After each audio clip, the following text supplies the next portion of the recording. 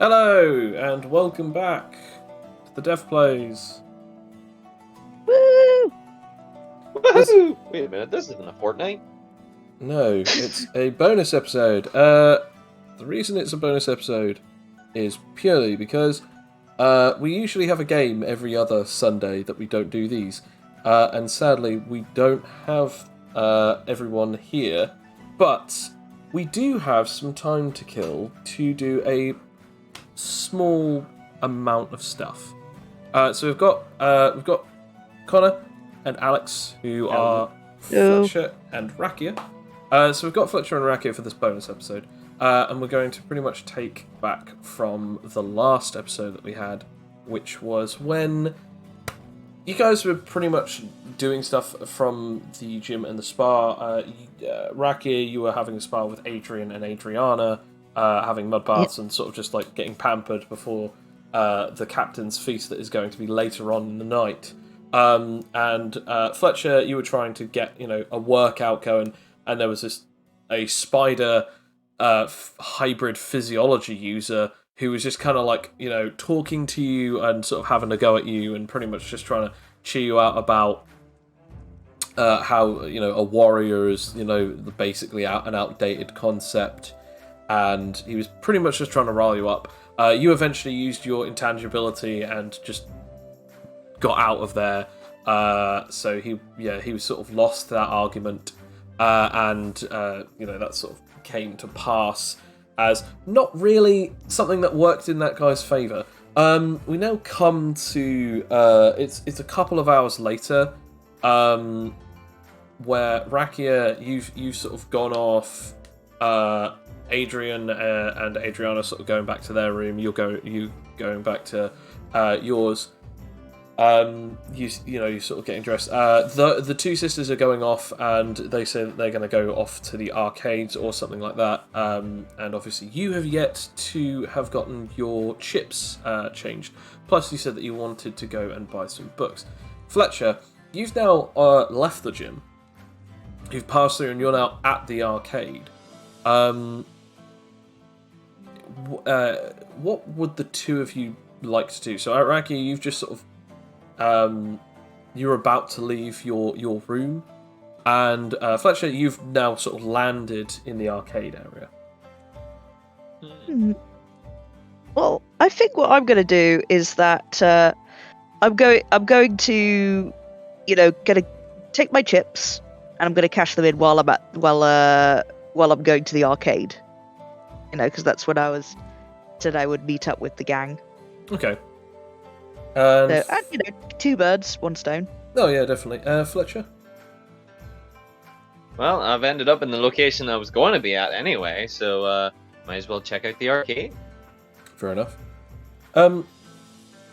Obviously, there are a lot of different sort of games and things that you can do, play around with. Like, there's certain basketball ones, coin collectors, where you can basically put coins in and they'll just like sieve through them and push them down. You can win tickets at different places, like a skee ball. You can even play pool, or you can play air hockey. There's even a couple of different arcade games, like King of Fighters. And there's a couple of other different games that you can actually play, sort of arcadey games and stuff like that. Again, you can either get tickets or you can just play on your own or play against other people to gain the high scores. There's also Trackman, which is a racing game, and Pack Mule, which is basically a game where one has to collect all the stuff. It's not Pac-Man, it definitely isn't. It's literally like a mule collecting like loads of different bits of gold. It's like a new timeline of that. That's the mascot. Pack Mule. Pack Mule. Makes a little chip tune sound like. Oh shit! They wouldn't happen to have the hit game from the Sega, the Dega franchise, Home of the Unalive. They do have the Home of the Unalive, yes. Shit, I'll do some of that. Okay. Do you actually have any money on you? I only have points. up. And very little of that. I don't think Fletcher remembered his wallet. You so obviously to get your stuff, to actually get coins or tokens or actual cash, you'll need to transfer your money from what you currently have in points into some money. You'll need to go and find someone, one of the ticket transfer people, at one of the kiosks. Yeah, fair enough. And Rakia, as you're sort of leaving your room, you're going to go to the part of the casino where you can transfer your coins into cash. Yeah, my little chips. I've got 2 chips and they're worth 50, I think, aren't they? Or yeah, 250 chips. Yeah. So you have basically 250 stars equivalent of points, or chips. Ooh. Yeah. So as you sort of go down there and you eventually find the kiosk, there is like a very well dressed member of staff, like just sort of sitting there, just counting someone's coins, and then just giving them a bunch of chips. Just sort of, very, very well, sir. There you go. Have a wonderful time, and don't spend it all in one place. Jackass. How can I help you today, madam? Can you transfer these chips into money, please? Certainly. He takes the chips and he then passes you over a bag with 5 what seem to be very differently coloured metal stars than you're used to. Ooh. He then says, "Is that all?" Yes. I suppose. Just like looking at the coins, like Rakia's not had this much money in her hands before. They are these are 5 of these special stars called they're called penta or pentastars. Basically, they are worth 50 stars each. So that's 100. Yeah. So basically, okay, 100. So you have 250 stars worth of pentastars, which means that you have 5 of them. Oh, so I have 500 stars in total then, or? No. You have so they're worth they're not worth 100. They're worth 50. 5 times 5 is 25. So 5 times 50 is 250. Oh, 250. Okay. Yeah, All right. so you had, So that's you had 250 coins from your tokens. Woo! Nice. Okay. So it's 250. 250. Pentastars. Will that be all? Yes. Thank you very much. And I'm just gonna make my way over to the arcade. Just like Don't get see if into I any can more trouble now. As he sort of like waves you off. I just Rakia's just a little embarrassed by that, so not gonna answer. Not gonna answer that. The vibe has changed in the casino. The vibe has indeed changed in the casino. Whether it is you, or it is them, or it is the situation that happened between you and them, we will never know. But all we do know is, as you arrive to greet the arcade greets back with a grand amount of lights and noise from all machines and peoples who are enjoying this particular festivity.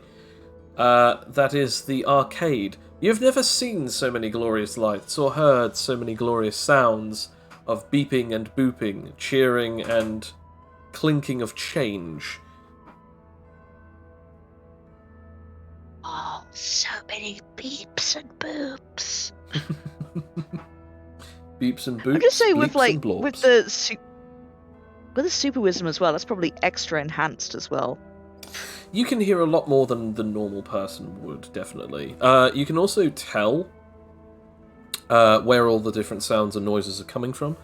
You can also depict a few different bits and bobs. I'll ask you to roll me a perception. Okay. I'll pop it on the screen. 9. No, not D30. Jesus. D30. Ugh. God damn it. Autocorrect. Okay. Two berries have begun. 2 berries. So you, as you sort of like looking around, it is quite overwhelming. You're not too sure on if there's anyone who is easily recognizable from the crowd.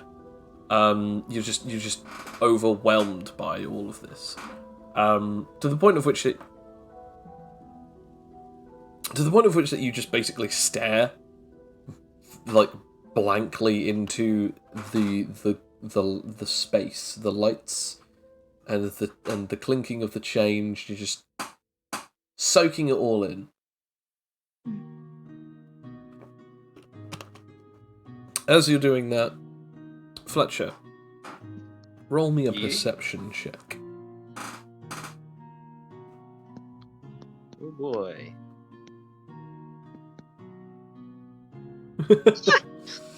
You are lost among the crowd. You have no idea where you're going, or even how one would be able to find a kiosk in which that you can trade some points or your own money into the coins and the tokens within this arcade. You're quite confused. You are lost. Fletcher has never enjoyed loud noises, so being just completely immersed in it, he is just in a state of loss. Okay, I'm gonna try something. Uh-oh. Famous last words. Yeah, look forward to this. I mean, with this, with friends, can I try prey tracking, but for my... See if you could recognize a familiar scent. The thing is, though, with that, you have to be in the location, like in the immediate vicinity of a scent yeah. that you know. So sadly, you wouldn't be able to use it here. Nah, well, worth a if you try. had something on you that was of a friend, then you might be able to. But also, is Rakia actually caring about looking for anyone of her friends? I mean, also, Yeah, well, it's just, yeah. she was no. See, She's well, definitely. mainly... I guess other than Adrian and Adriana, she would not be aware that she Fletcher would not know that would Fletcher's be, here. Yeah, or Felix, or even Cloak. I mean, we did agree that we would meet up in the arcade for a few hours before we had to go to the dinner. Oh yes, definitely. Although theoretically, this is earlier than Rakia would have actually gone to this place. I mean, again, I don't think you have anything of Fletcher's on you, do you, or any of the others? Nah, I don't... Hold on a minute, let me just look at my... what have I got? Not really, no. I mean, yeah, I don't actually have anything of Fletcher's on me, so, oh well, it was worth a try, worth a punt. Okay. You know what we're gonna The do? funny thing is, I think I still have the animate dagger you gave me. Oh no, you gave that back to me. I thought, yeah, because I've had it on me. I must have. You must have got it back just after I regained consciousness. Oh yeah, yeah, I remember messaging you about that. Yeah, I remember that. Yeah. Yeah, fair enough. That would be. Okay, so I think that's the. Okay, so you definitely would have that. Okay. You guys are sort of wandering around. Well, Fletcher, you're wandering around. Raki, you're just taking this all in, blankly staring off into the middle distance. And then suddenly the two of you hear an incredibly loud noise, like an incredibly loud voice, like as if it's being enhanced by a megaphone. As you just hear, Oh, Welcome, one and all, welcome. If you are wondering, I will be your entertainment director for this evening. If anyone would like to have a good dance, have a good sing-along, or even perhaps come and join us with the activities, come on down to Lot 5. Ooh. Lot 5. Investigate. Lot 5. Investigate Lot 5. Both of you roll me either investigation or perception. I'm gonna go with investigation. Investigation? Okay. Oh, I've investigated. Yeah, that's better than your last roll. And Fletcher, what is the roll that you're going for? Hey! Investigation! So the two of you are investigating. Fletcher, this is actually quite hilarious. You hear the voice a lot louder than Raki does. Not for any other reason other than you are very damn close to this person. Because you are yourself in Lot 5. As you're looking around and investigating, you then see the sign above your head, and you see, this is Lot 5. And then you're looking around, you see the stage upon of which that there is a Huskonian woman, basically screaming out loud, this blasting, booming voice, as she does not actually appear to have any megaphone in front of her. It seems as though that she is able to shout without any kind of microphone or anything on her own. She actually has like an incredibly loud voice. Rakia, you find, as you're like walking through, skulking around, you eventually find Lot 5, and as you walk up there, you actually see Fletcher standing in front of the main stage. A few other people are starting to crowd around this Huskonian woman, who is yelling at the top of her voice, probably beyond that, as it almost hurts, even though that you're a good 5 to 6 meters away from her. It still hurts quite a bit that she's talking this loudly. As she sort of calms down a bit, she then says, "I will be your activity director, or you can call me Delilah, and I will be ready to pump you up." As then music starts playing, and a pretty upbeat, and then she just starts getting some of the younger audience to start doing a specific dance, left and right, as it's sort of sidestepping, as you're starting to realize that she's sort of an activity director for possibly a younger audience than yourselves. But she seems very happy and excitable, and she then sort of directs people as she goes after this, we're then going to go on to the Grand Kraken Bouncy Castle, as then she then points off to the left of her, to the right of you guys, as there is a giant bouncy castle that is literally themed like a big silly kraken. Just... There are already some people on it, some kids, and you would hope the adults in there are the parents of said kids, bouncing around on this thing. It is huge. It is really big. It is covering quite a large radius, and they've obviously cleared a large area for it, and people are very much enjoying this bouncy castle. So yeah, as she's sort of shouting along, and doing all of these different things, she's now onto the star jumps. Everyone's doing star jumps around her. But whilst this is going on, Fletcher and Rakia, you guys are sort of now met up. It's like, Hello. Rakia, hello. I didn't expect to see you here. But thought you were training. I was, I kind of run into that six-armed guy again. Oh. He was being very, pleasant. Is he still sore about earlier? Oh, yes, he is. Well, Well, Got we right don't. in my face. How did you deal with him? He was looking to start a fight, but I wasn't looking anything from him. You already know why. I just phased out of there.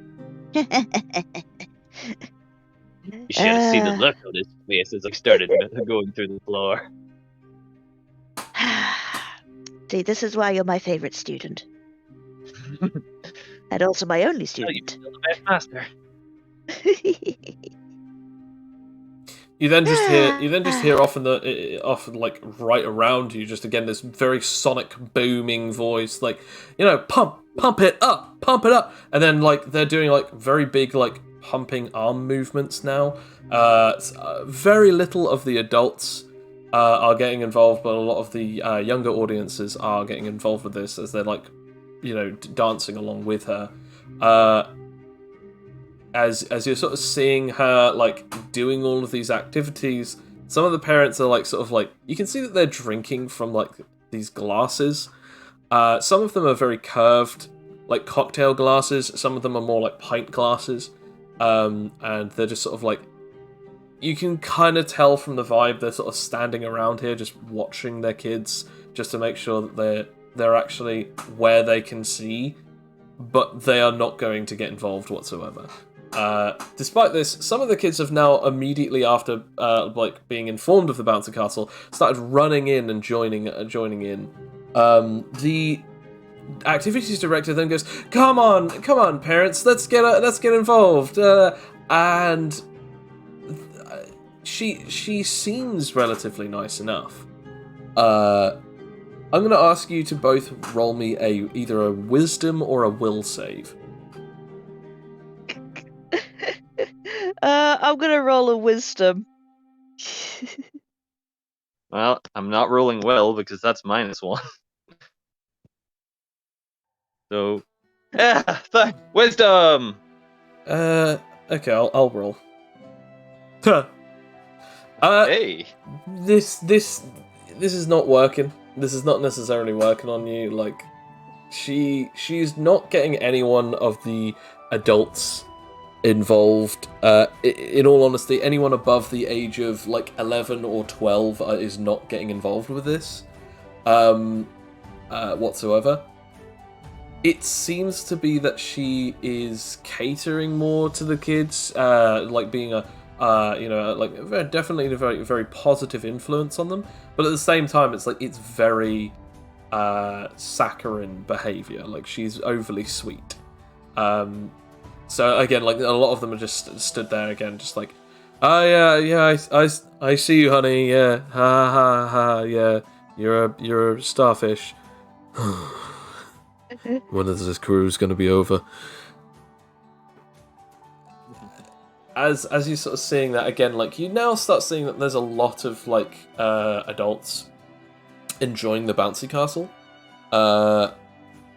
which is quite strange considering, but a lot of them are having a lot of fun. It seems to be sort of like a wacky, waveable, inflatable arm flailing tube man sort of thing, as some of the tentacles are also like moving in odd different directions as well. So like that, a lot of the kids can like punch and bat them, and then like fly about in different directions. They can bounce off of the walls and stuff. They seem to be having a great time, and the adults have started like joining in because it seems to be quite fun. But yeah, whilst this is going on again, like, you guys are just sort of like seeing this, and it's her attempts at like coaxing the rest of the audience is not working, especially on you two. Well, so I'd like, describing that bouncy castle with Raki is kind of like, looking a bit towards Fletcher, and it's like, I feel that I'm not the target age group for this. Yeah, this seems to be more of the more amusement for the kids. Have you ever been at a bouncy castle, Fletcher? Quite a long time ago. I've never been on one. Ah, well, Oh I yeah. wasn't allowed to. Like the one that they hired one on our street once away from the swamp, and well, I got chased off after eating some picnic eggs, but that was it. That was another story. Will you indulge me just once? We'll go on the bouncy castle just for a minute and like maybe not tell the others. You know, at You know, Rakia is Rakia. a bit embarrassed. Hey, there's no harm in enjoying something at least once. Or twice. Would you like to take the lead? Yeah. You don't have to tell Rakia thrice. She's got her shoes off. She's got her shoes off. She's making a beeline to the bouncy castle. Yeah, so you jump in, and it is exactly as advertised. It is a castle that is shaped looking like a kraken that is definitely bouncy. It's almost like gravity doesn't affect you right now. Everything is so squishy, and as you bounce off of one area, you fling over to another, and at first it's almost scary, but then when you bounce off of something, there's no pain. You're just flying off in different directions, and it's incredibly exhilarating. Oh, this is amazing! Fletcher, you see Rakia just bouncing off of the surfaces. Do you join her? Of course. You feel the exact same rush as you take off your shoes and then jump over into the castle. You bounce and then fly up into the air, only to then land into another surface and bounce off of that.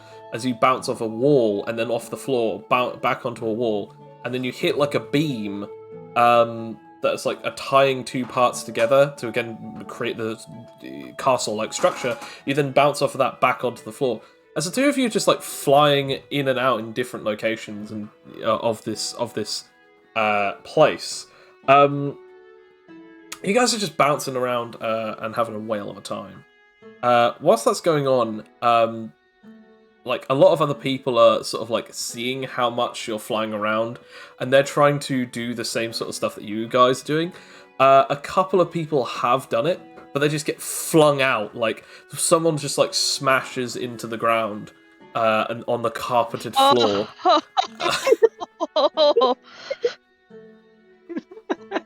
all right. Like real life story time, guys. That actually happened to me as a child. I fell out the bouncy castle and I had to be. I was taken away. I flopped on my face. It hurts.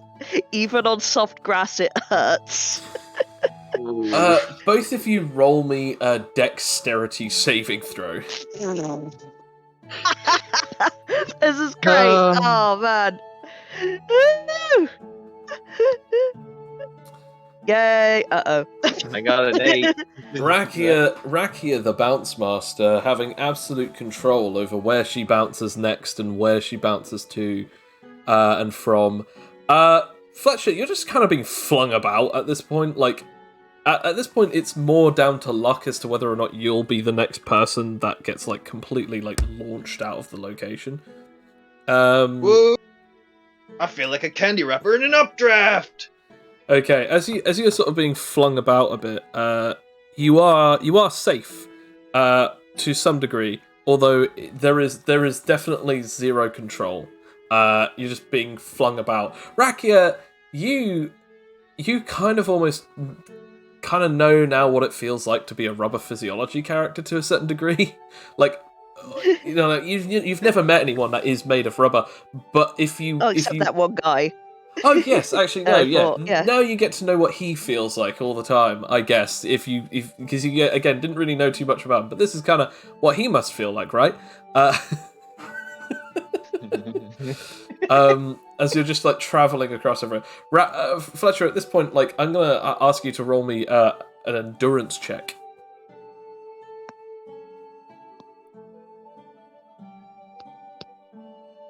Oh no! You are supremely dizzy, as like you have zero, like the entire world around you has zero continuity. I thought that was a wall. Is that the ceiling? Where am I? As you're like being flung about. Both of you roll me a perception check whilst this is going on. I'm going to say disadvantage for Fletcher, and Raki, you can roll just normally.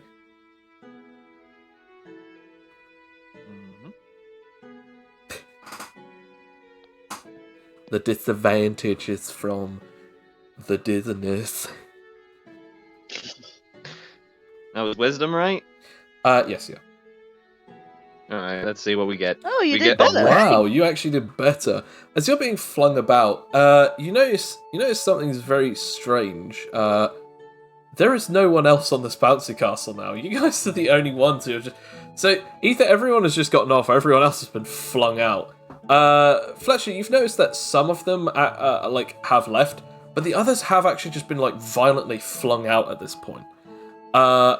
And the disorientation does actually come to less of a surprise now, because you notice that there's no longer beams. It's now a full ceiling.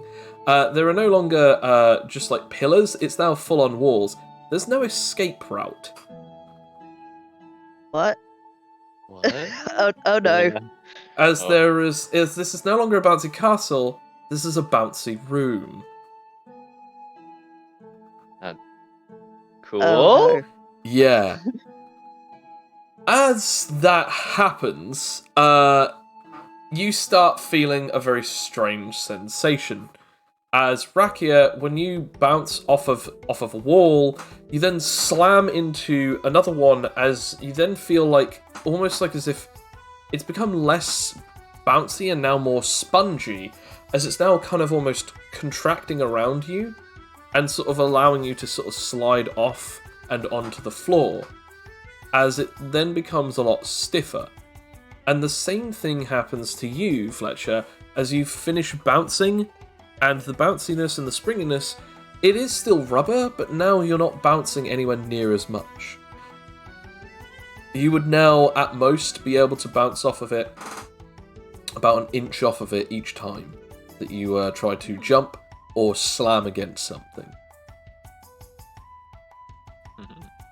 So Rakia was having so much fun bouncing, she didn't even really notice it until that it stopped being so bouncy. It's just sort of pawing it like a cat. Like, what? It's ran out of bounce power. Oh no. Well, best to bounce out and hope we land on the dismount. There is no exit.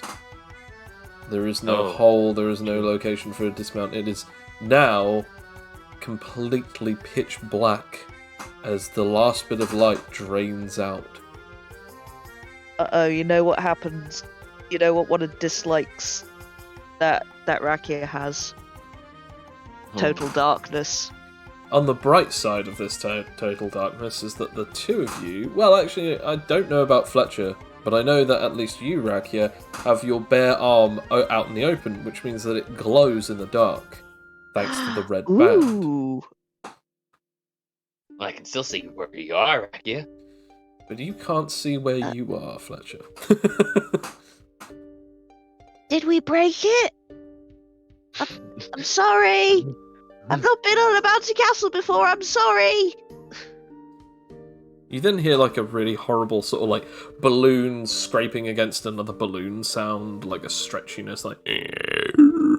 Oh, that's high pitched. Fletcher does not like that. As you finally like feel something underneath you wobble and contort around you, as you then hear a large bellowing voice.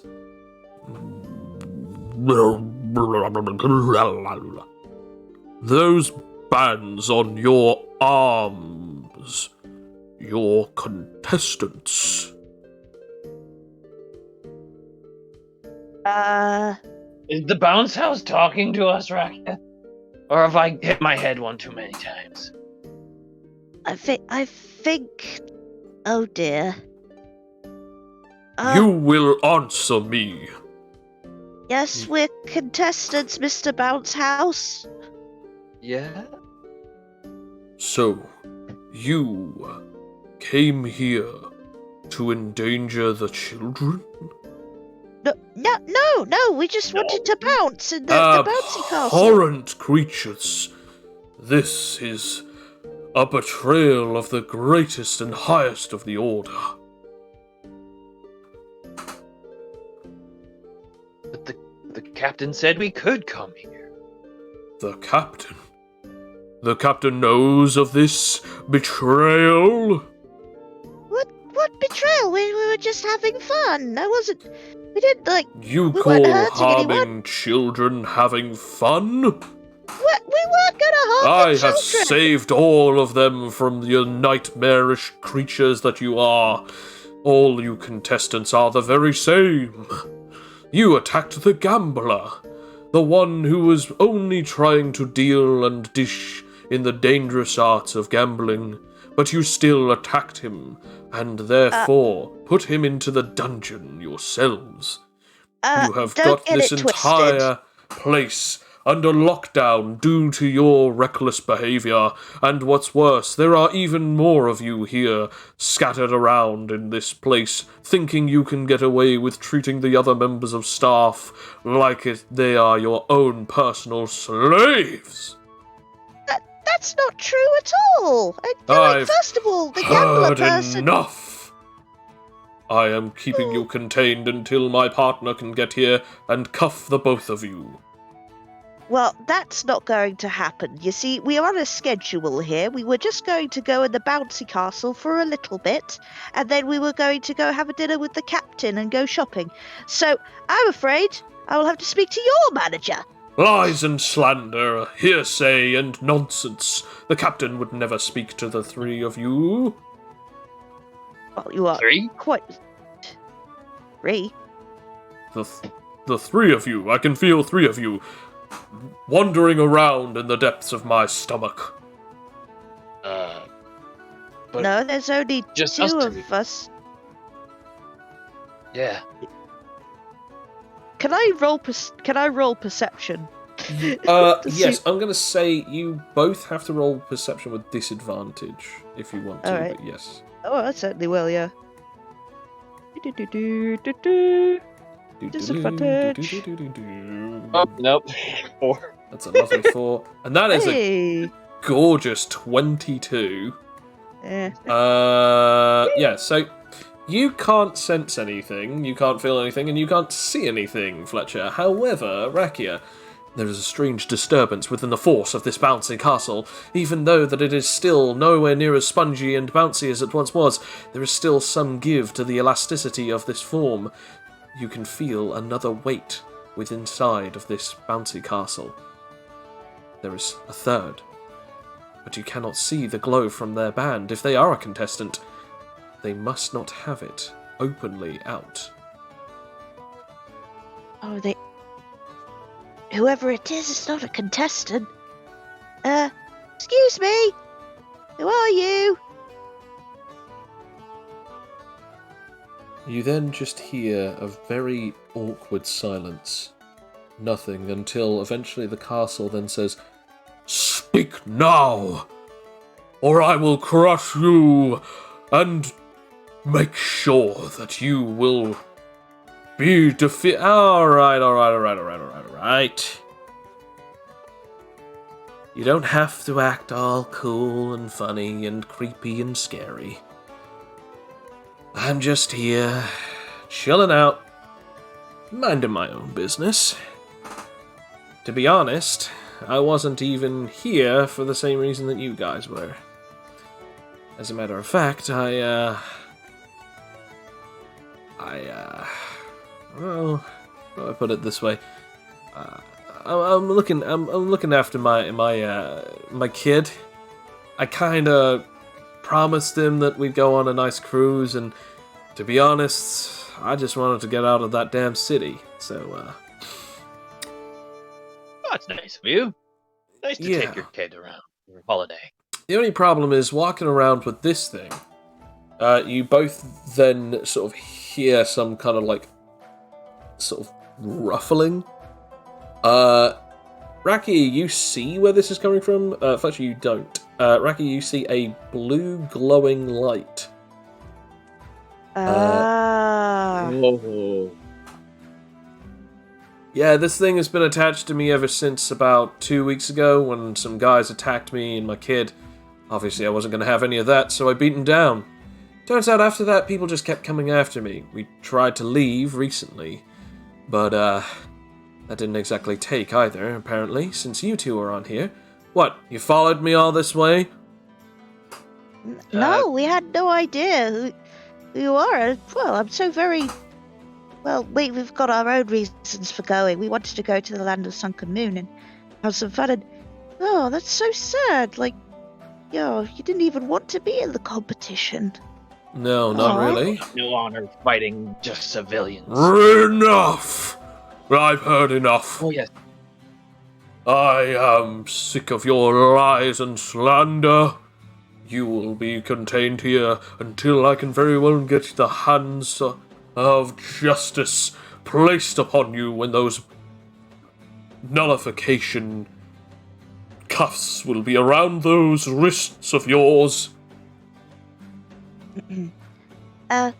Excuse me, sir, Mr. Blueband, could you come over here for a moment? Yeah, I don't really trust people that I've never met before in my life, especially since you two were on this thing for zero reason. Which leaves me to believe that you guys were actually following me, so I'm gonna keep my distance for now. Does No, fun count as a reason? yeah, That makes it sound worse considering there are a bunch of children here, and also I was here, and again, I didn't know of your presence, but one of you at least seemed to know of my presence. well, You mean I the mean, giant yeah. fountain? yeah, I mean, well, I've got to, I'm very perceptive, you see. I can see and hear and smell all kinds of things. No offense. I don't know whether to think of that as something that I should take as an offense or not. Well, the truth is, I've never been on a bouncy castle before. And, well, this was a chance, and, well, I'm a little embarrassed, and, well, I thought that, before our other friends got here, I could try experiencing it once. Roll me a persuasion. Oh boy, this is good. Persuasion, that's a -4. This is great. Oh, Oh wow, 15. pretty decent. You don't sound like people who would try and harm me. So you actually were here just to mess around. You weren't actually here to Yeah. kill me or my kid. Oh, good. Why would Oh, you kill a heavens, kid? no. No, well, I will say, I didn't even know you were here. Your points would be very tempting, but in honesty, if you've got a kid and you don't even want to be part of the competition, then, Roll me a well, it would be willpower, wrong. Rakia. I'm going to say disadvantage on willpower. Ah, Oh no. do I use the my SPMA? You know what? Screw it. I'm gonna use my SPMA. What? Actually, hang on a sec. Before you do, remember you haven't actually had a short rest since you last used. Actually, no, you have. Yeah, no, you have. Yeah, You've had a I long have, rest. yeah. So you can use it again. So is that disadvantage too, or? I'll say it's still a disadvantage. Yeah, I'll say it's still a disadvantage. Yeah. Okay, 6. Well, I'd have a chance. Yay. Yeah. That's yeah. I wanted you to get a minimum of 15, so yeah, that's fine. You got 16. Yeah, what you're saying is true. Like, you do want his points, but at the same time, you are still sort of hearing him out and sort of thinking, yeah, I don't want to kill this guy or beat up a son's dad. Like, I don't want to beat him up, especially in front of his kid. Also, we've got more pressing matters, to deal with, which is, currently these thoughts are currently swelling in your mind whilst you're telling him this. These actually do come from words of truth. Yes, you do want his points, but you don't see a point in taking his point or beating him up if it seems unnecessary. Okay. This is going to sound real awkward, but what abilities do you guys have, since you haven't seemed to use them yet in this weird thing? It's funny you should say that. And can I, hold Fletcher's hand? I'm gonna have to ask you to roll me again another perception, because again, Fletcher knows where you are, you don't know where he is. Oh, I see. Yeah, that would be 9. Yay. Yay! That's it again, that's with the disadvantage, remember. 'Cause you Oh, are sorry, still, I'll do you are another still one in the as well. dark, yeah. Man, not being able to see in the Damn it. dark is, It's kind of a handicap, yeah. yeah. On the bright side, yeah, that's plenty enough. Yeah, you know roughly where he is. Yeah, I can just feel the shifting. I can, his distinctive Fletcher smell. Just like, Smells like friend. yeah. I was gonna say, I don't really want to know what distinctive smell Fletcher has. Viewers, tell us what distinctive smell Fletcher has. Anyway, so yeah, you sense him out. Yeah, and I'll just touch him and hold his hand, and it's like, whisper to him. It's like, can you take up? See, so yeah, Mhm. Let's seek out this other guy too, and we'll go. Dude, we'll use your intelligibility to get out of here. You always were intelligent, Rakia. Oh, you. Yeah, we're just gonna seek out the other guy as well. Can you do 2 people at once? I have 2 hands. As you're sort of doing that, I'm gonna say roll me a perception with disadvantage, both of you.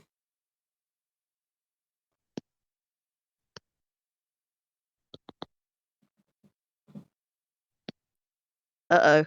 Well, Whoa. that's Oh, wait! Another SPMA skill I have. Yay! Isn't that for Total rethinking? rescan. Oh No, no, it's total total rescan. rescan. Okay, yes. Yeah, free Free reroll for berry. wisdom-based rolls that can have So I guess I'll re-roll the natural one. You'll still have to roll a disadvantage. Damn it. Okay, well then.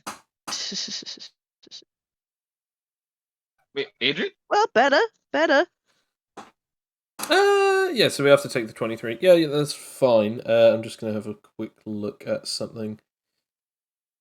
I must say, I did not envisage the trip to the bouncy house ending like this. Turn into a prison.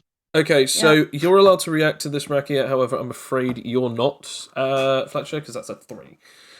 So you can start feeling some stuff move, Rakia. It seems as though this whole thing is starting to bend and contort in a very specific way. It seems to it's seeming to want to split the two of you up, if not all 3 of you up. Whilst it's doing so, you are allowed one. You're allowed to try and react against this. What would you like to do?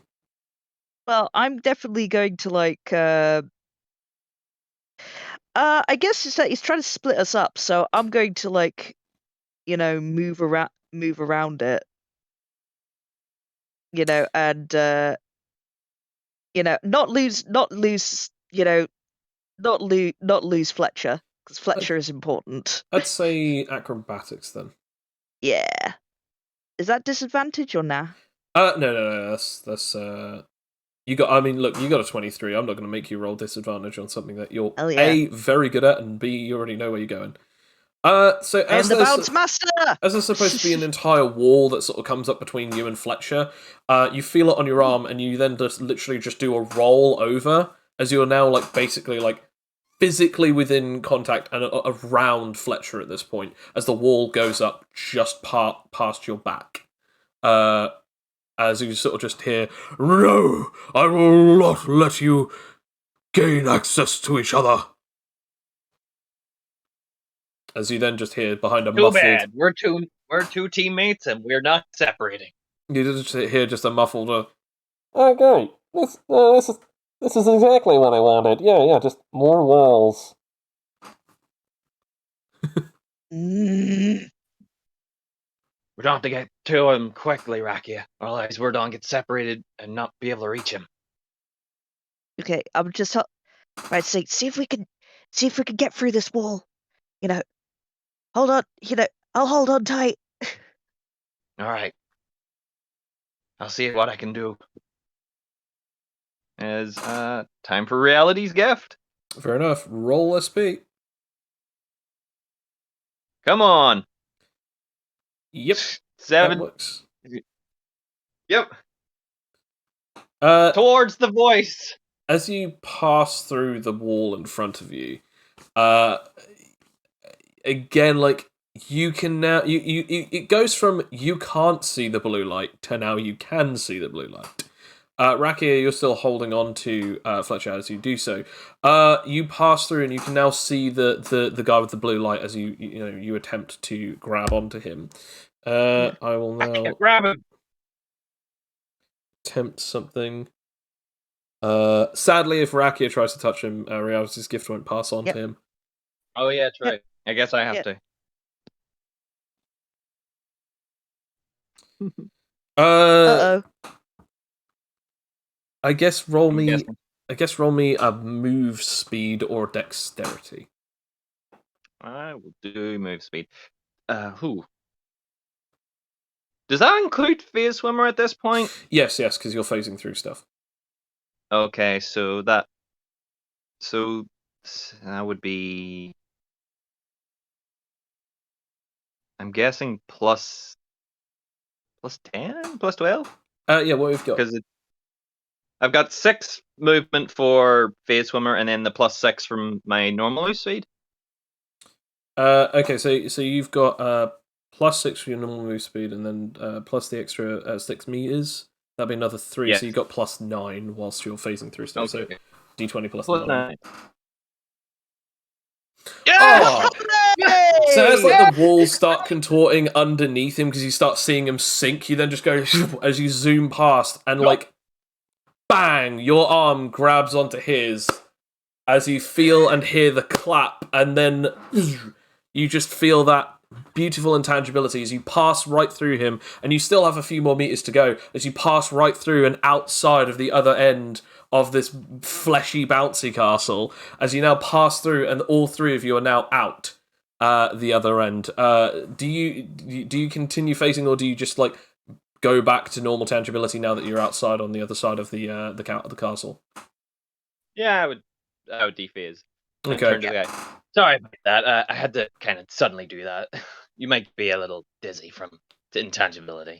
Are you kidding me? That was incredible. Alright, now let's see exactly what we're dealing with here. As the castle starts, like, bending, moving, and shaping, it starts, like, you start hearing, like,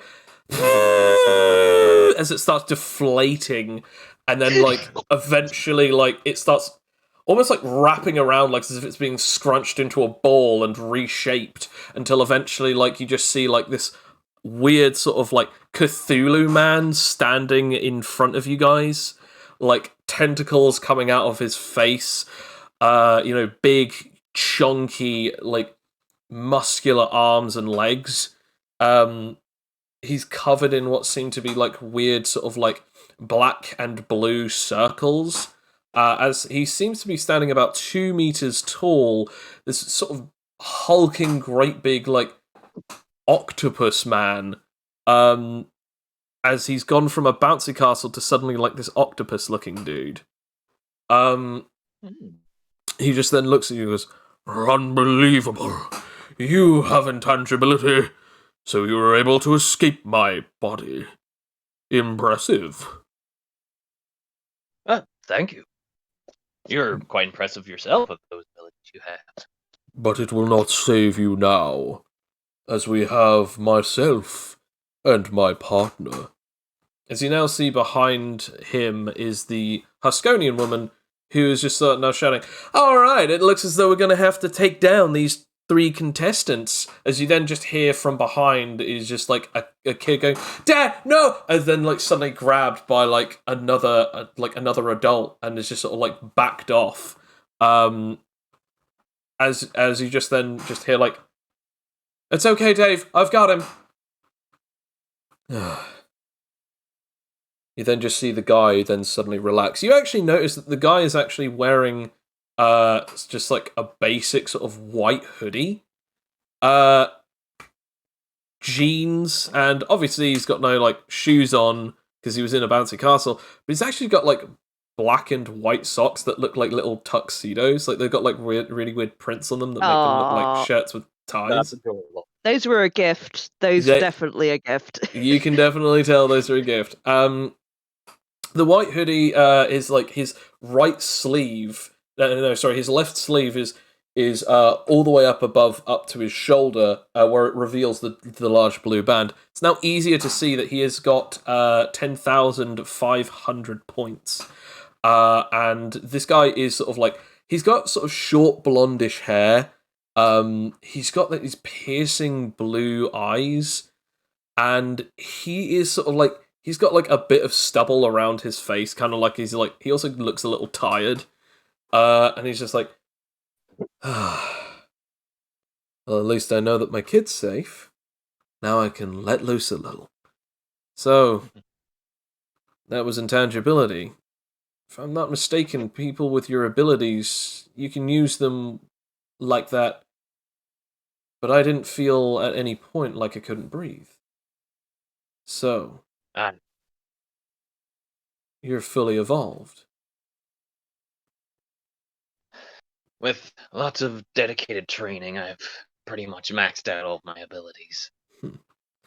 And that must mean that you, milady, must have the ability of super dexterity, due to how quickly it seemed as though you were able to escape. Oh, well, you know.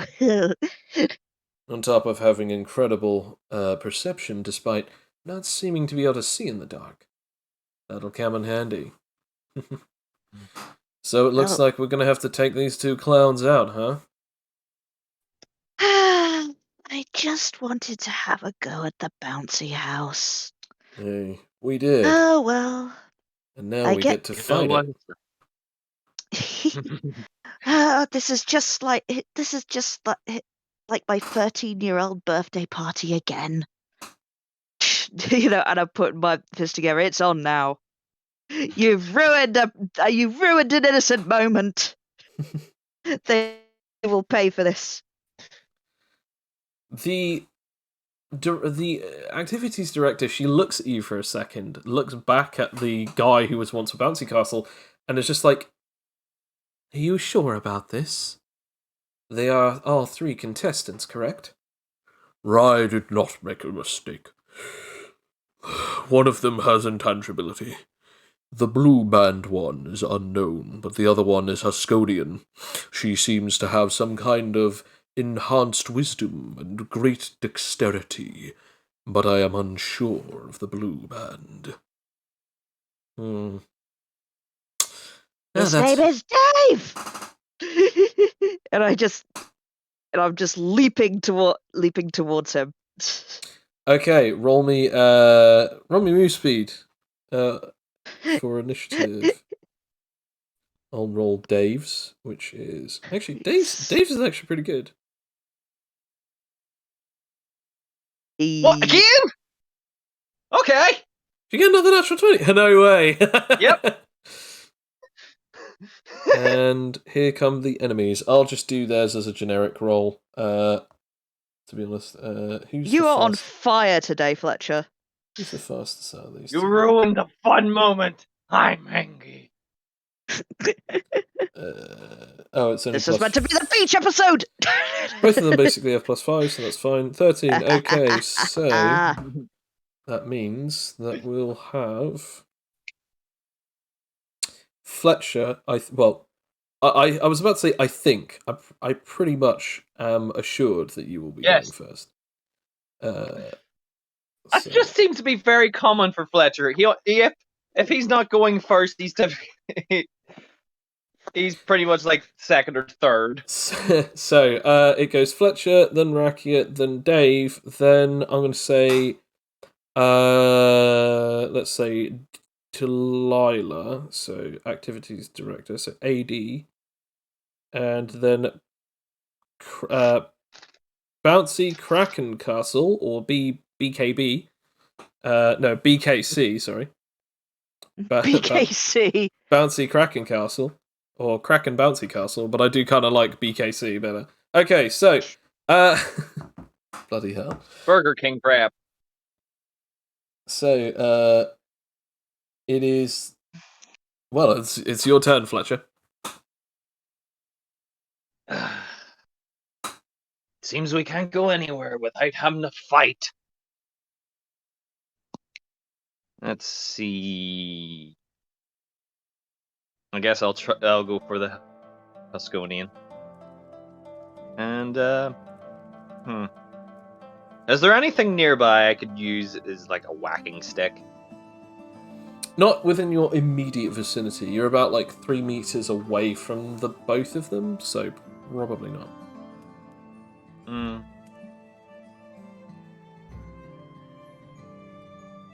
Alright, well,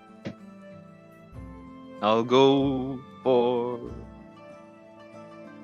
Fizz Crusher, straight towards her. Okay.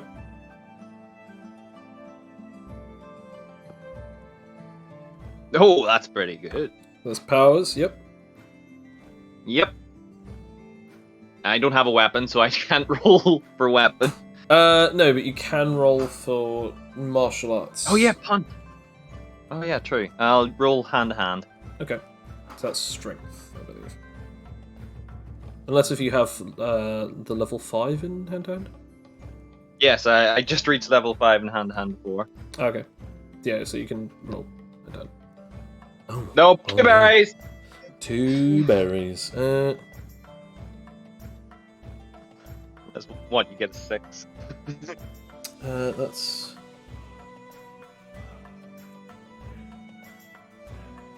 No, oh, okay. No, that's actually 7 on her part. 25. No, she does not. So she won't get hit by your strike, but she'll get hit by your face crusher as you pass right through her. Roll damage.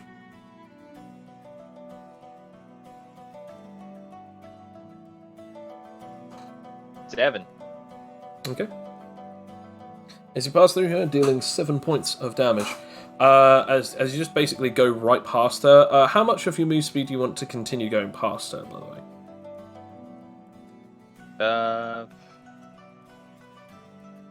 Maybe circle back. Straight, be able to use the move speed to circle back to where I was standing. You're only allowed to go in a straight line. You cannot move entirely. So it's, you can pass past her in that straight line, or you can stop immediately as you pass through her and like you're right behind her, but you cannot like circle back or rotate. Alright, maybe like 3 meters away from her. Okay. Yep. So you've passed right through her as like she sort of like goes back, and it literally looks like basically you like phase your feet through the floor and sort of it's almost like as if you're like sliding across the floor, and then as you do so you then pass right through her, looking like as if like you just ghost right past her, but she seems really hurt from that as she sort of lets out a scream in pain. It is now Rakia's turn. Now, I have a feeling. I have a funny feeling that the reason why Kraken Boy, his bouncy house was so much felt like a rubber physiology user is because he is a rubber physiology user, or at least has that capacity. This is crazy nonsense. Hearsay and slander. Will I be? I mean, would my first action? Would I be able to like figure out? Would I be able to do like a power knowledge, and then you can do what I do? Yeah, I think because depending on what I do next, 6, 7, 8. Ooh. It is a strong possibility that he is either a rubber physiology user or a mimic of some sort. Biological manipulation could have this ability, but look, he was rubbery. Like, he is either a mimic or he is a rubber physiology user. Which case, I know how to defeat a rubber physiology user with my tongue lashing. Ugh. Okay. I mean, yeah. Let's try some tongue lashing. 16.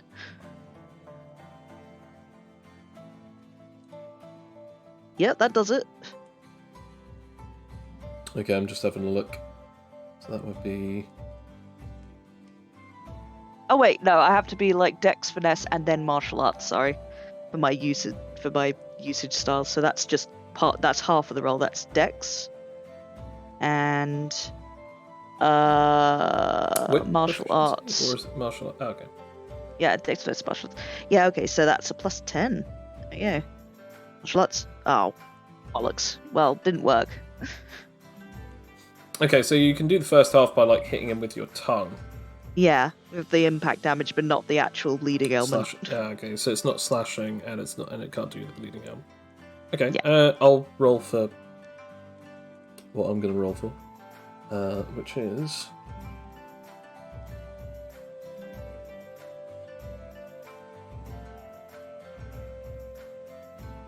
sorry, that's plus 13, not 14. That's still not natural 20. He blocks with his hand as it smacks against you. Smacks against him. He then like darts towards, and then slaps you with like a sort of a tentacle-like arm as he hits you. As he does so, he strikes you for.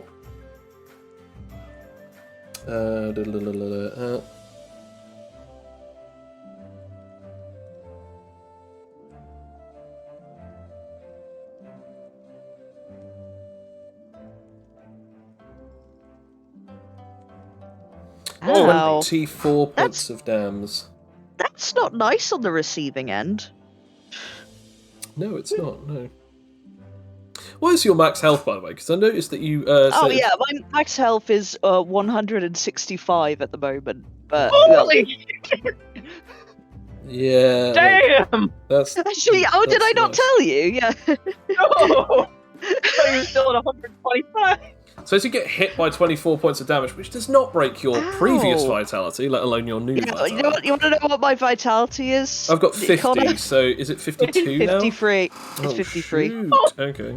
It's not even half.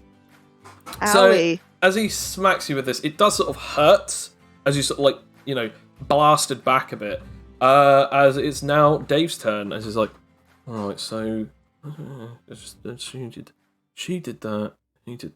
Alright, okay. So I think I've got this. Alright, I think I've got this. Alright.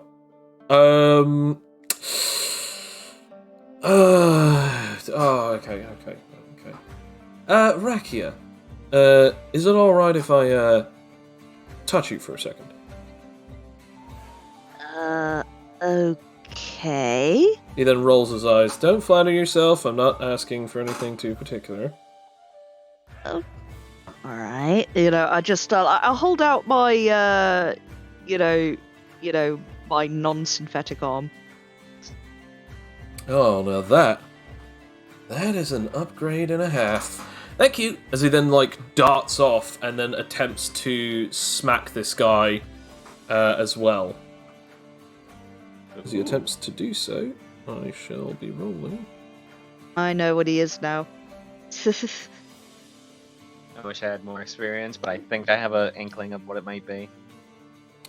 Okay, so that's plus that, so that's plus that, and then plus that. Bosh.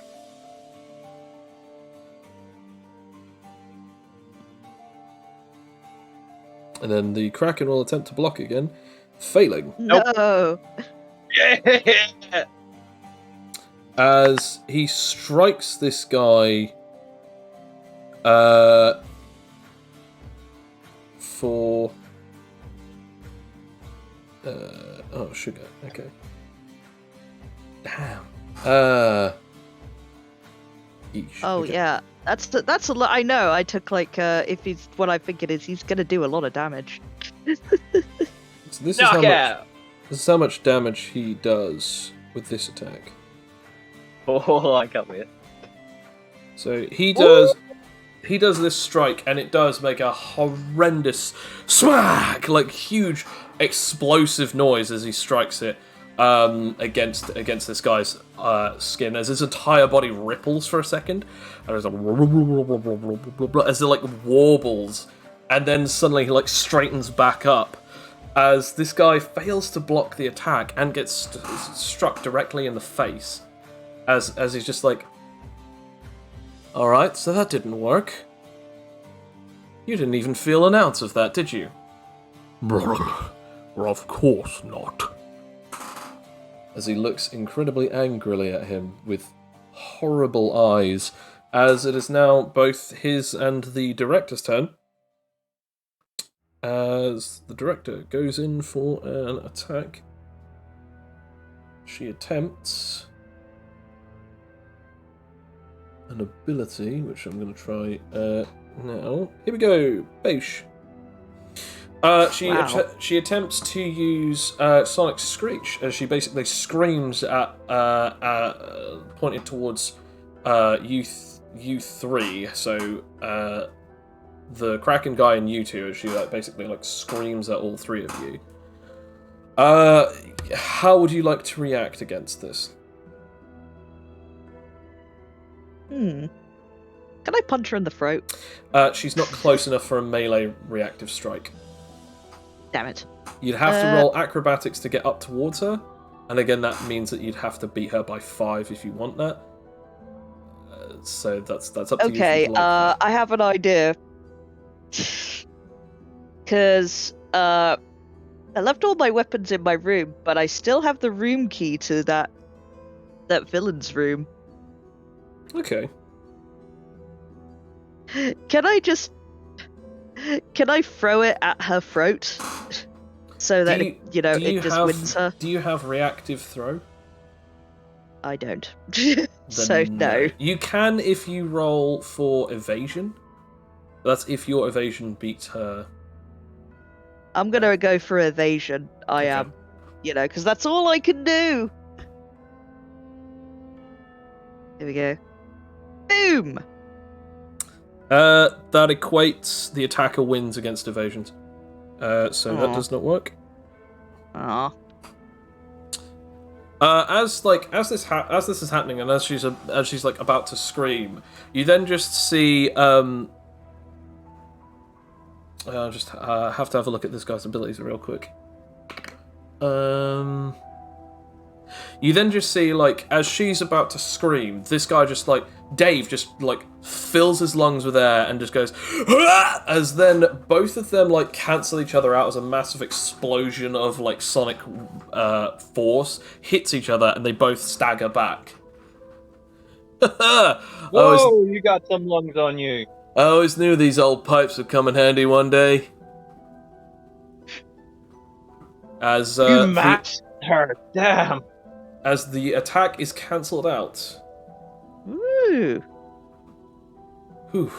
By the way, I want to point out, that only worked because that both of them got the exact same roll. If he had gotten a worse roll, all of these three would have been damaged. If he had succeeded, that meant that you and her would have been damaged, Fletcher, because that you're directly behind her. And also that. Right in the harm's way. Yeah.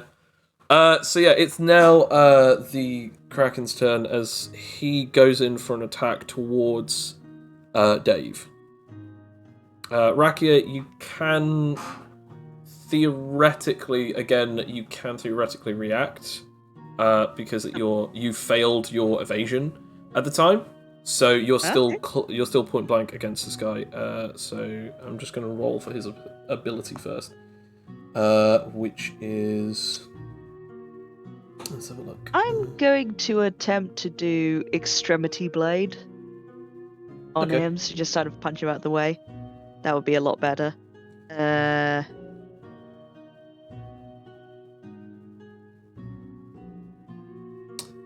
I'm gonna try with Dave.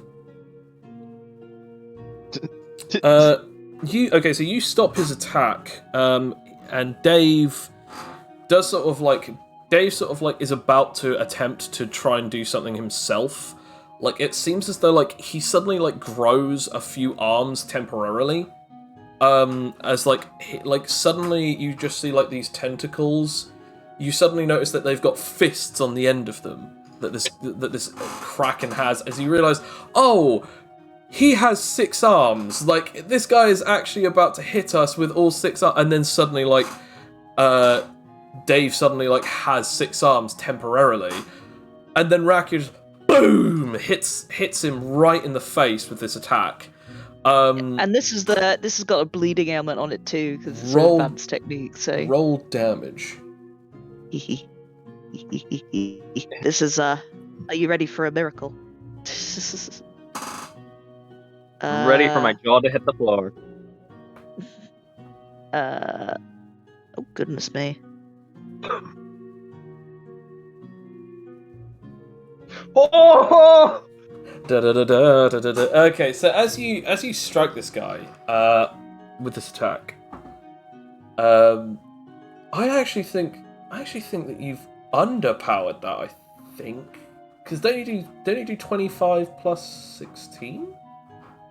Wouldn't I mean that you do? Wait a minute. 51. No, 41.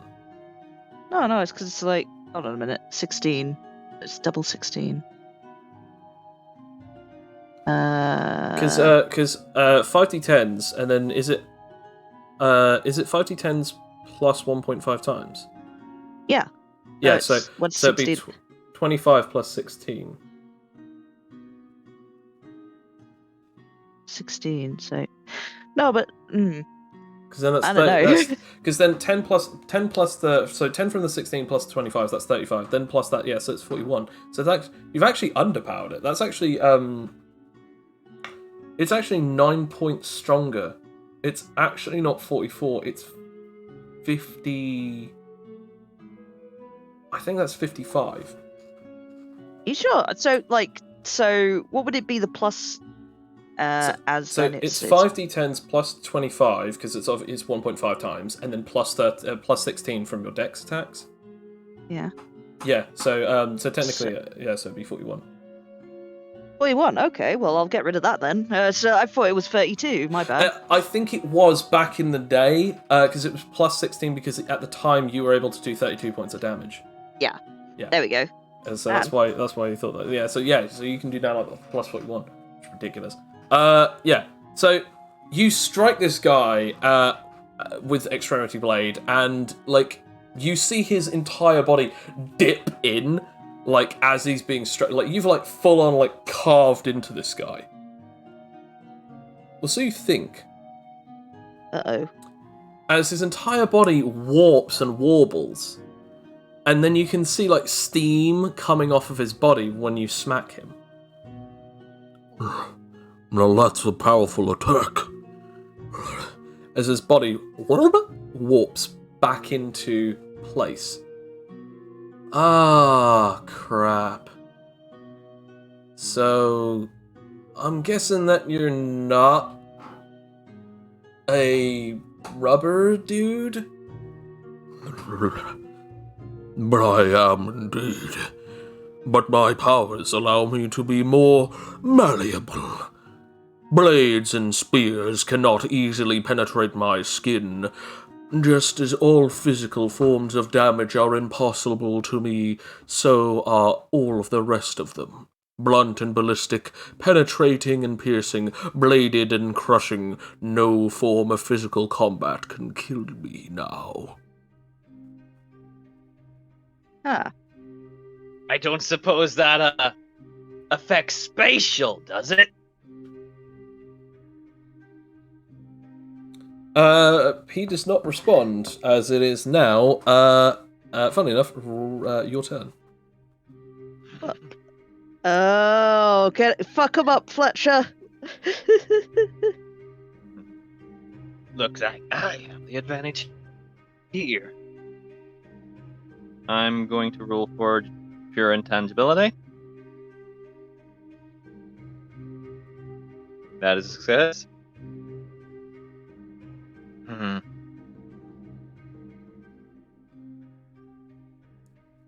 Now, I would strike him immediately, but I would still leave the 3v2.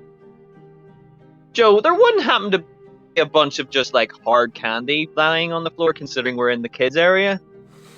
Not near where you are. Like, you have seen gumball machines around here, but nowhere near where you currently are.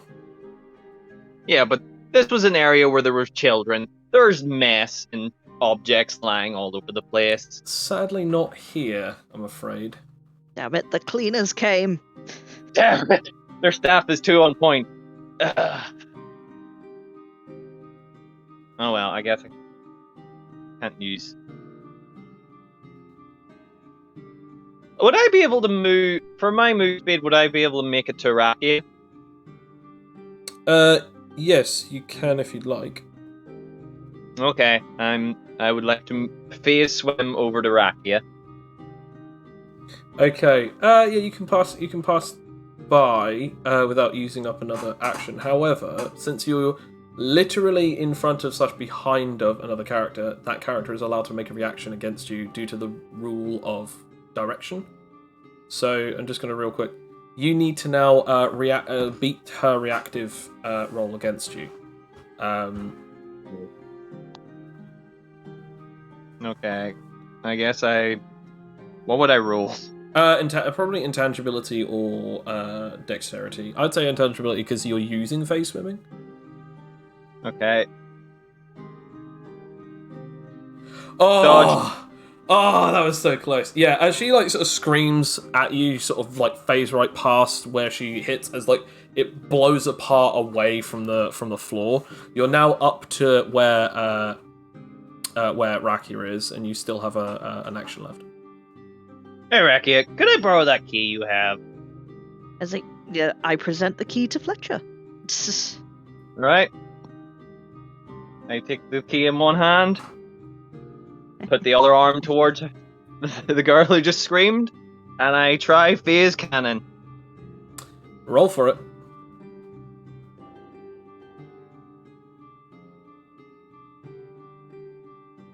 Come on.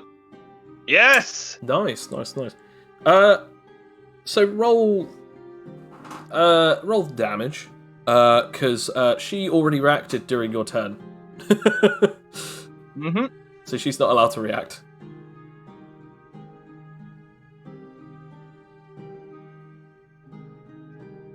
Boom! As like a key is just fired off, right, smacks right into the middle of her forehead and just deals 15 points of damage. Just boom! And she's sort of dazed for a second. It's like, what happened there? She seems It's just the key stuck in her head. She seems quite confused at what's just happened. As it is, as it is now, it is now the turn of Rakia. Yeah, I think it's like, I'm gonna tap Fletcher, saying like, all right, you take Bouncy Boy, I'll take Screamy Girl. Got it.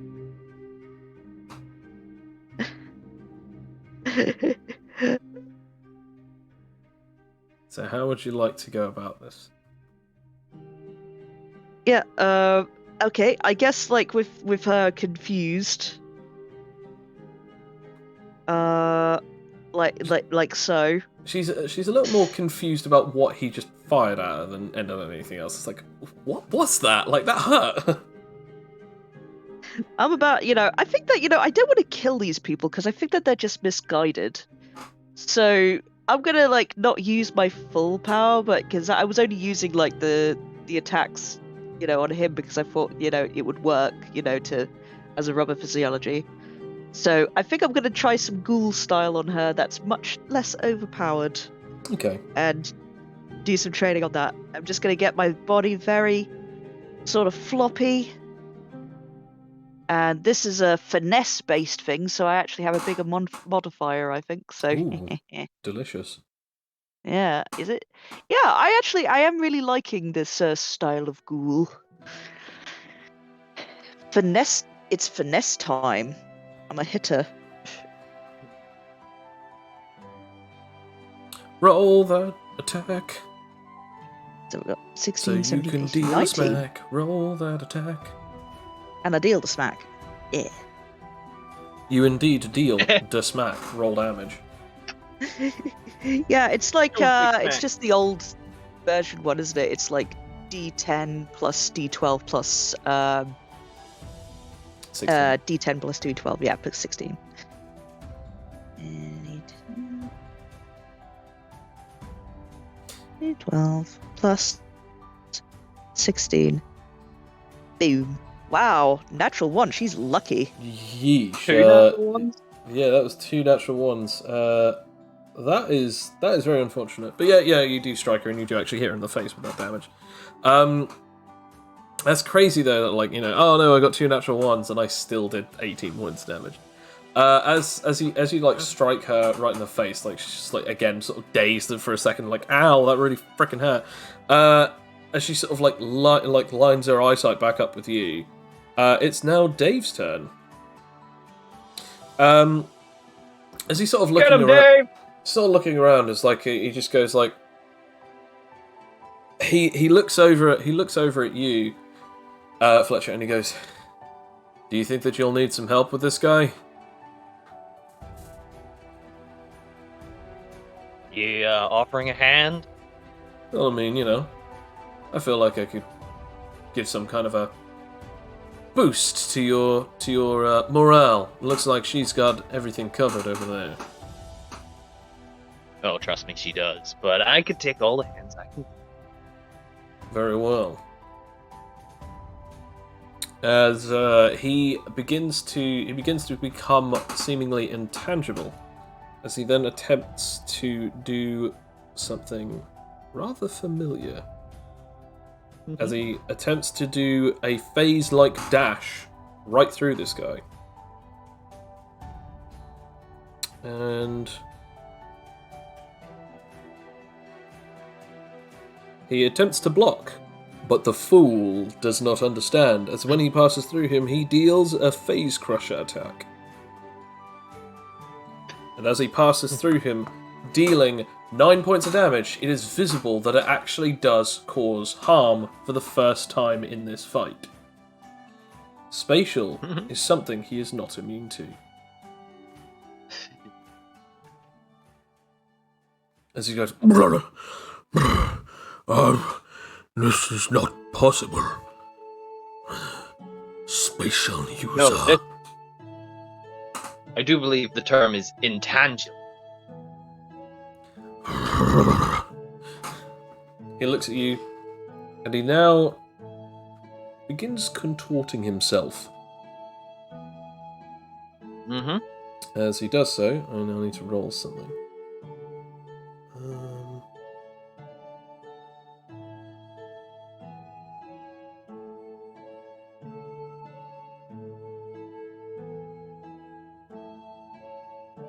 Okay, so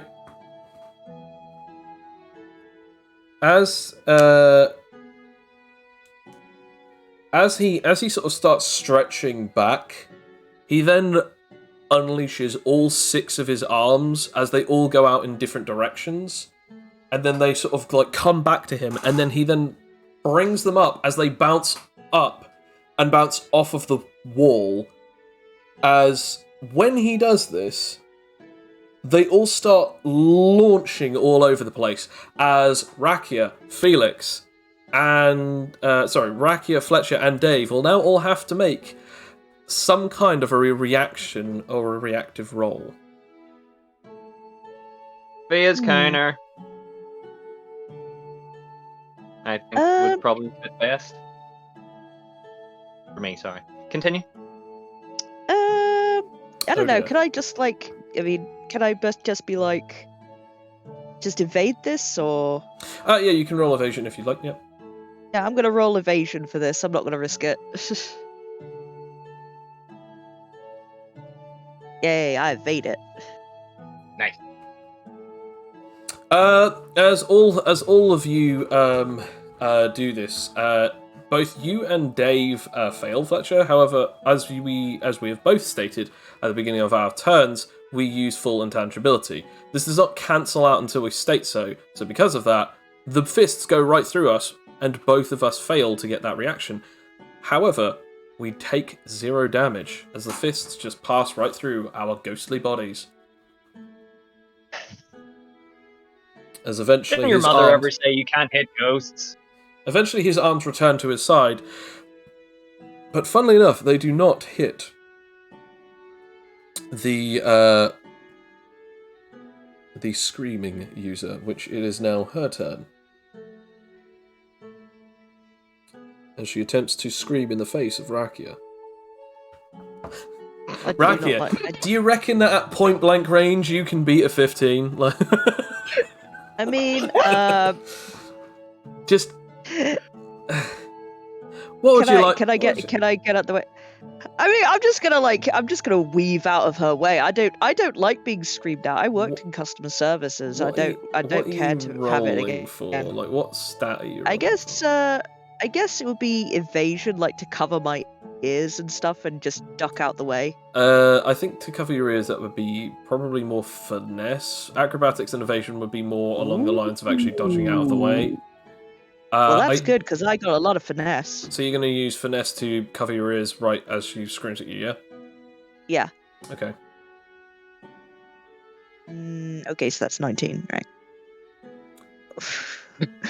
Exactly the same goddamn roll, I swear. Okay. Let me just Does that have a look. incur a counter? It will, but I just have to do something real quick. Understandable. Rakia, you take 15 points of sonic damage, as covering your ears does not count as a decent way to survive against a sonic attack. That is ripping apart your skin, or at least very badly damaging you from the inside out. However, as this is happening, you do so quickly that as it hurts, you are now allowed a counterattack. So you can now... I'm just going to punch her in the throat, because I'm not having that. Roll damage. Since you didn't specify... I'm going to say it has to be based on ghoul style, since that was the most recent style. Yeah, that's the finesse one. I mean, it's finesse as well. Oh, okay, fair enough. So yeah, fair enough. Roll for it. Okay, so yeah, so just super dex again, or just roll damage, or? Yeah, I was just going to say the damage is because with your super dex, isn't it? It's supposed to be 2d12s, and then you have your normal thing, so that would be 2d12s and a D8. Oh, it's 2d12. So it's 2d. It's 2d10s and a d12 plus 16. Oh well, I got that wrong then last time. I should have done more damage to the dude. Yeah, no, that's why I'm correcting it now, because I just was like, hang on a second. So 2d12, yeah. So it's sorry, 2D, I was just. it's either 2d12s and a d8, or it's 2d10s and a d12. 2d10s and a d12. Plus then obviously 16. Yeah. Okay. And obviously Rakia has taken some more dams. It's another 15. Ow! However, will I survive? I know. It's With my tricky. health. It is tricky.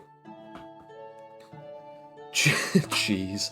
Okay, so as you smack her, dealing 28 points of damage, you don't break her vitality. However, you do quite a lot of damage as you strike her with this annoyed ow, Buh! As you slap her in the face as if you're on a soap opera, just ow, boosh, right in the face. As we now come back to Fletcher's turn. Okay. Do we still have to keep doing this? You guys aren't getting anywhere. And honestly, we do not want to fight you any longer. Can we just... What was that? Roll me a persuasion. Okay. Oh! That is good. That is definitely good. I'll roll charisma. Fletcher's first good persuasion roll. I guess I can roll a wisdom save, but to be honest, they're the same modifier, so it's just a d20 plus 1. Okay. He does just look at this whole situation. He looks at you, And he kind of does just sort of like go, maybe you have a point. After all, if you were that bad, you would have tried to kill us. Perhaps it is I who jumped to conclusions. He then we were just having fun. We're not here to fight. We just want to get to our destination. He lowers and his this arms. was like a nice holiday. Yeah, fair enough. He lowers his arms, and he sort of like... It's kind of obvious that he's not going to fight anymore. Thank you. You still have an action left. I guess, can I say this? Can I then point it towards the entertainer? Yeah, you'll have to re-roll another persuasion check. Same with you. Hit your friends. Friends, calm down. We don't want to fight anymore. What's hers? Oh, okay. Oh, again? What? Okay, so that's plus... Yay! She kind of looks at him and just like... She looks like she really doesn't want to give up, because she thinks that maybe maybe you might be telling the truth, but she doesn't know.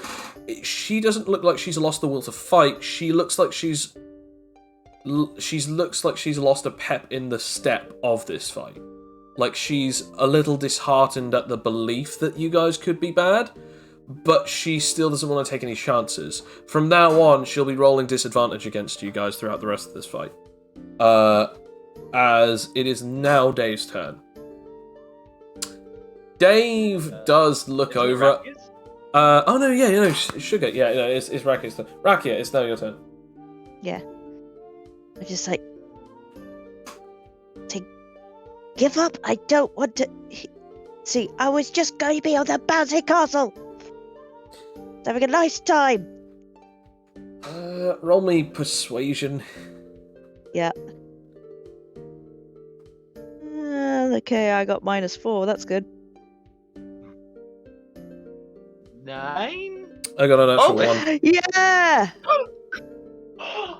She just looks at you and then looks over at like Dave, who's the last one, and he's just like, "Look, I don't know how to tell you this, but maybe your job isn't supposed to be choosing whether or not people are or aren't supposed to be guardians of this place, especially considering, yeah, you guys are pretty tough, but come on. I mean, I'm a parent, and these two are clearly somehow, like, messed up in the head.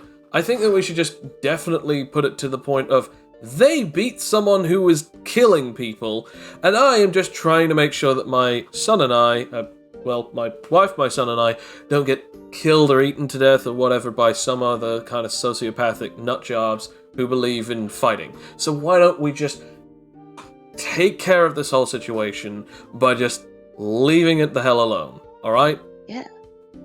Yeah, I don't know how long I can hold back for. She looks at the rest of you, looks over at the Kraken man. They both nod at each other, without saying a word. On behalf of the megaship, we extend our deepest and truest apologies. Well, I should hope so. I'm just gonna pick up my shoes. Apology accepted. If there's anything that we can do to make this right, then please, we will. We thought that you were enemies, and we thought that you were... Well, it's been very difficult times recently, and we just want to make sure that as many people are safe, including the children. A noble goal. I understand. Just because I'm a part of this tournament doesn't mean I'm out to kill everyone.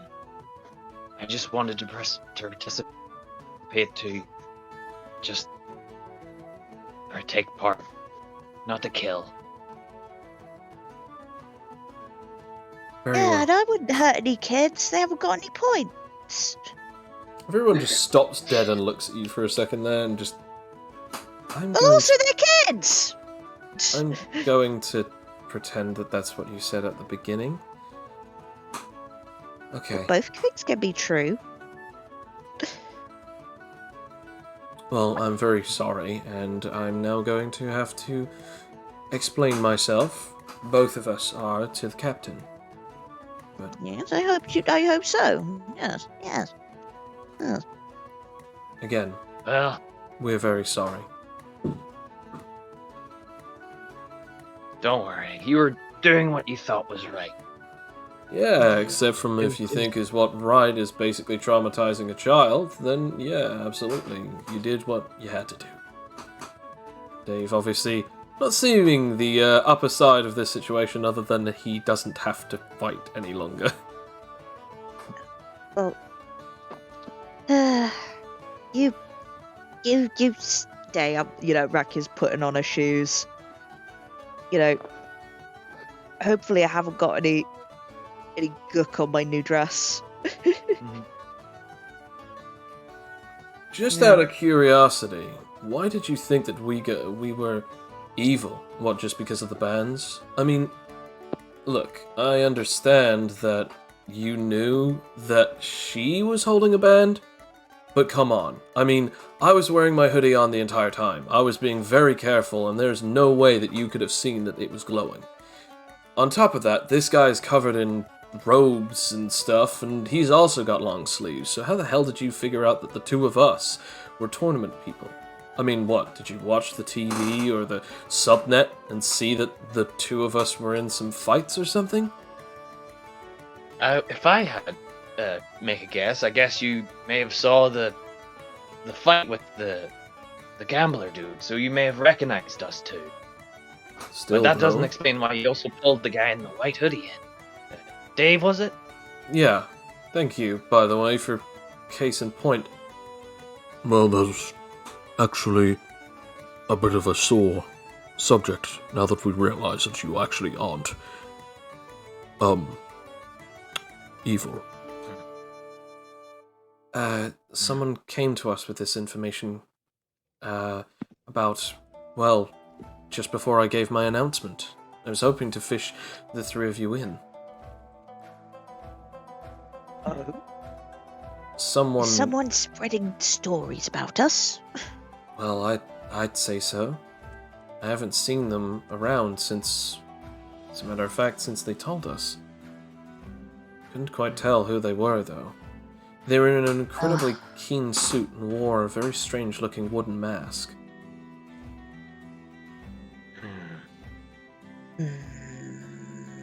We're Can gonna I, have to inform the captain about this, Rakia.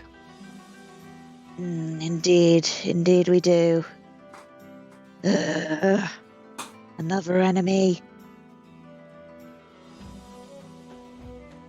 Either way... It just... Oh, yes. Oh, I was just going to say, either way, after he told us, or they told us, we had no other choice but to obviously attempt to attack you, because we needed to make sure that you weren't actually a danger. But funnily enough, not long after they told us, they disappeared. We assumed it was because that, of course, they were just trying to get out of the way, but perhaps they already knew what they had done was wrong and attempted to frame you. But in that case, where are they now, and who are they? Well, these bands plant a big target on us, not just for other contestants, but like you saw, the gambler. Some people want to get in just because they think they can get something great value out of it. Oh, okay. I understand that, but look.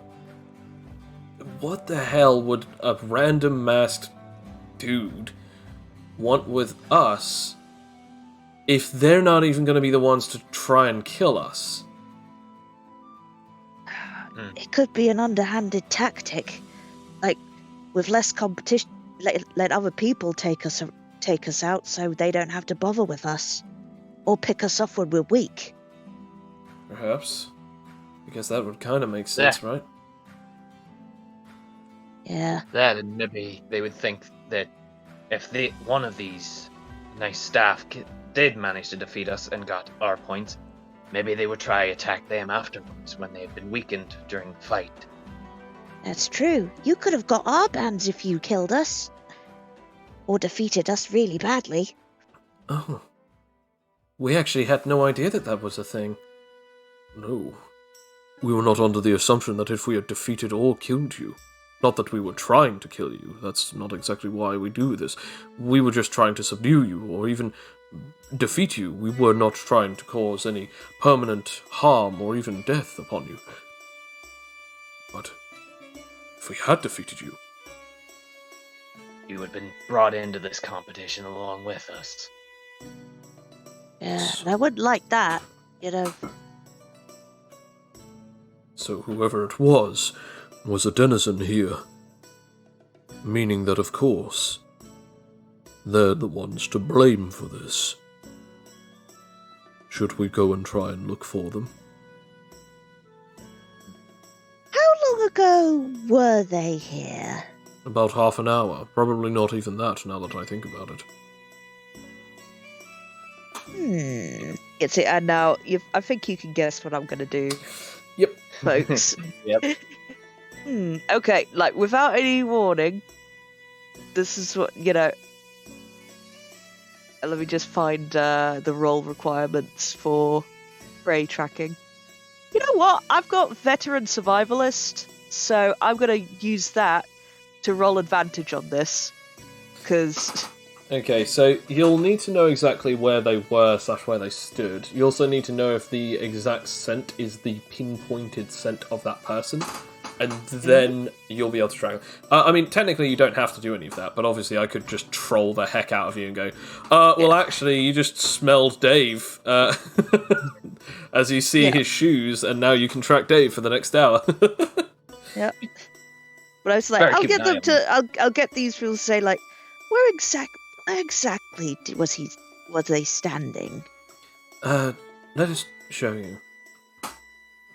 She eventually brings the three of you over to the place that she was standing. Right here. Just on this spot. Okay. Taking a big old sniff. Oh, thank God that was advantage. You start sniffing and snarfing. It smells almost like... You can't quite put your finger on it. It smells like it smells like a bouquet of flowers. Maybe some kind of like poisonous plant of some kind. Now going back to the flowers, now smells now sort of a strange sort of wood smell, like a tree, like you just put your nose right up against a tree. Oh goodness, I think Maybe sawdusty, maybe. Oh no. it's. Let's find them. Hey Dave, we're gonna head on. If you want to get back to your kid, we won't hold out against you. And cheers for helping us out, by the way. You make it sound like as if I had any other kind of choice. Look, you guys are pretty cool. I'll give you that. You don't seem to be too dangerous. But, I'd say we're very dangerous when we want to be. Sure. But not to every passerby, only to those who deserve. And besides, it's not so bad being one of these, Crucible of Avarice cats. After all, I, have a few things that I can do. And besides, over the last 2 weeks, I've been able to figure out a couple of things about my abilities that even I didn't know. And thanks to that, I've been able to keep my family safe. Ah. Some benefit from the armbands. I didn't think it would ever happen. Oh, I should probably let you in on a little secret, too. He leans into the two of you. If we ever meet again, he then winks. He backs up and he walks away. Have a good trip, Dave. I look forward to seeing you again. Let's hope that we don't meet ever again, for your sake. He's gonna be a real threat in the future. Yeah, but it's gonna be a fun time. Well, better not try anything. I'll make his kid an orphan. I'll rack you. Oh dear lord. Okay, yeah, so you've now got the I love track. your You've now got the trail. You've now Sniff, sniff. sniff snarf as you follow the trail. As you continue going through, you keep following it. It seems as though whoever this person was, they seemed to not perspire. So they weren't seemingly under any kind of stress or threat. They weren't seeming to sweat much. Their body odor seems to be, like, again, as I said, like a bouquet of different types of natural scents. There must be covered up mostly by some kind of set amount of, you could say, sort of flowery sort of scents. They might very well be vegetarian due to the particular type of vegetables and fruits that they must eat, or even maybe a florist. As you continue going around, you eventually come to a. Sorry. Sorry, someone just sent me a message. You eventually come to a door that notes as a number. Damn it, Alex. I bet you don't. Here's the thing. I bet you don't know who it is. As it is numbered number 6. So Shall we knock or? I could just have a peek in. Okay, go for it. As I phase my face through the door. As you phase your face through the door, you are greeted to a darkened room. You cannot see anything.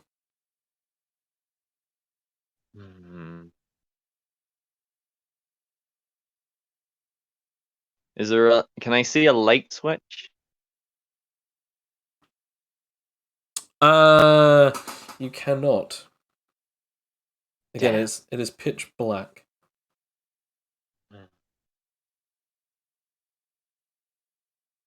I start waving my arm behind me towards Rakia.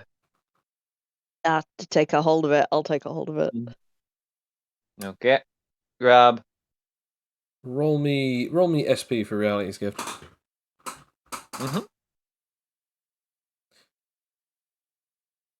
You're on fair. fire today. Yes! It's As all you sort coming of up, Fletcher. clip over each other, and then finally you sort of lock in together, as you are now holding onto his arm, and you have now become intangible as well. What do you do now? It's pretty dark in here. I need you to use your perception abilities. Okay. I'm gonna come on in with him.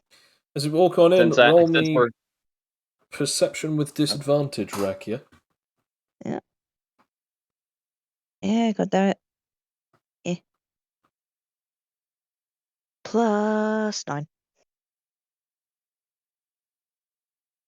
Oh. Well. 14. You're stumbling around in the dark. You have no idea where the light switch is, if there even is one, in this odd contraption of a room. As you fumble around in the dark, you eventually start hearing something. Sounds like the door is unlocking. Can I roll dimensional invisibility? You can indeed. Are we both in this? Both in dimensional visibility? Yeah, yeah, because you're yeah, yeah. holding on to me. Yeah. Also, to be fair, I've already said that he can have that anyway. Right. What's the roll requirement for it? Is it 20 or 15? 15. Okay. It's 15 because it's Yep. just, a little extra. Roll the d4. 1d4. Hey! It'll last for the next 3 minutes. As Cool. you become invisible, the door eventually unlocks. The door swings open, and light pours in from the outside. The light switch is then turned on. It then reveals a cleaner coming in Huh? and bringing in a cart. As she then begins to get some different chemicals and a rag, and then begins wiping at first the mirror that is at the beginning of the room. Eventually, she moves in. It has been now a whole minute since you have used interdimensional intangibility or dimensional tangibility, invisibility. Sorry.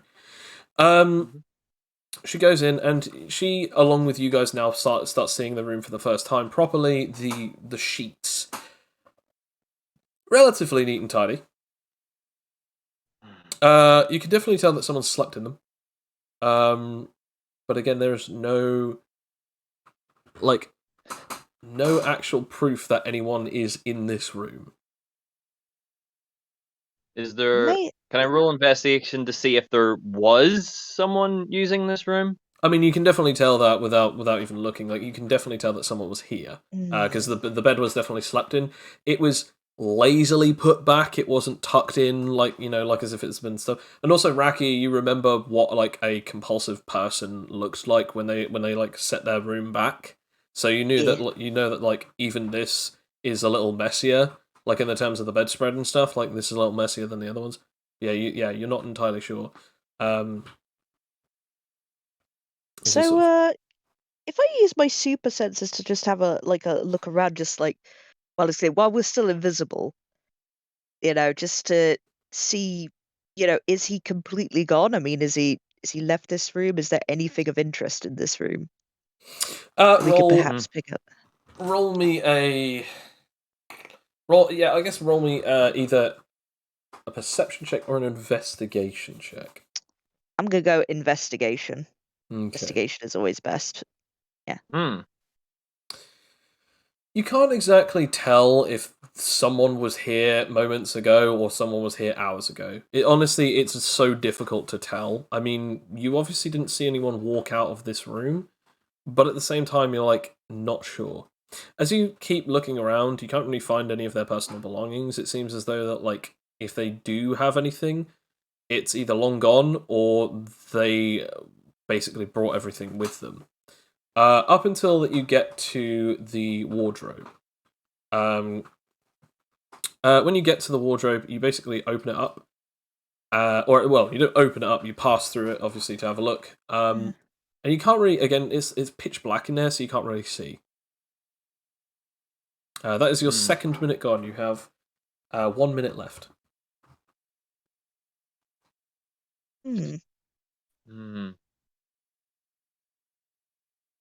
There's Hopefully nothing in this wardrobe at all. You can't see. Hopefully the cleaner believes in ghosts, because could I use actually I could probably just use reality's gift to open the door of the wardrobe. It would have to probably be intangibility interplay, but yeah, you could basically do so. Yes, I would like to just like make the door like creak open slowly. That way light will go in and it'll just be like, oh, what was that? Okay, I'm going to say roll that and then roll stealth if you don't want the cleaner to notice. I mean, it doesn't really matter if they notice the door open, because it'd be like, oh, why'd that open? There's no one there. Okay, alright. Or she could freak out and scream. Yeah. Roll stealth, baby. No. We're doing this. No, thing. whatever you want. Okay, we're doing Two this. berries! Okay, Two rolling berries. stealth. Rolling still. Okay. It And you got slides XP! open perfectly without, like, I want to point this out. This slides open perfectly without, like, not only without her noticing, but when she finally does look over, she sort of like doesn't even bother, and she's just like continuing to like clean up in the bathroom.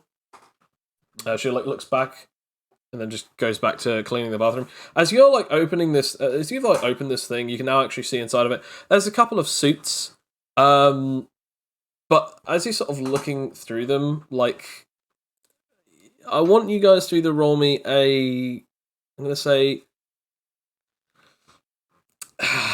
an insight check or an investigation check. I'm gonna go with insight myself. Okay. I will go with investigation.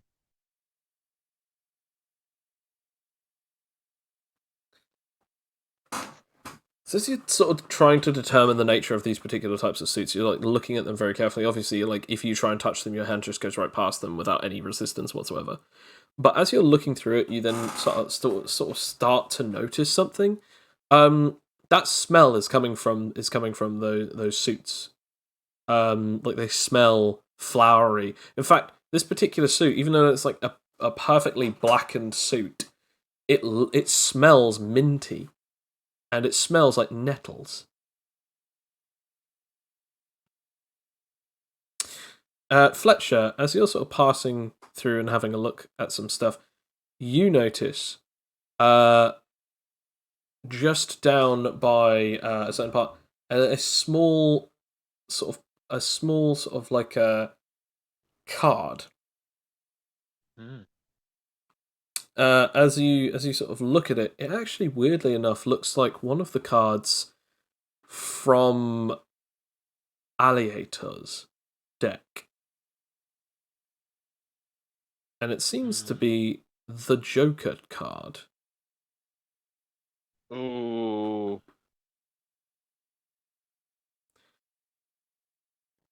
Okay.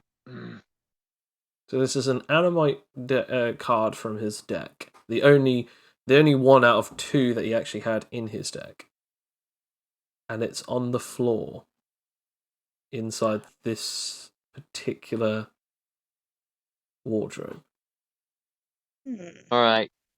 Before my third minute goes, I'm going to quickly move outside the room. Okay. Okay, I'm getting dragged by you. You pass out of the room. Are you going into another room, or are you just basically passing directly outside of the room, so you're in the hallway? I'm in the hallway, and I'm just gonna let the invisibility drop. Okay. You are no longer invisible. Why are we out? I noticed one of the cards from Alliator. It was in the bottom corner. He's linked. What does that mean? I do believe Alliator has a few friends on board that they may be trying to cause trouble for us. Mm.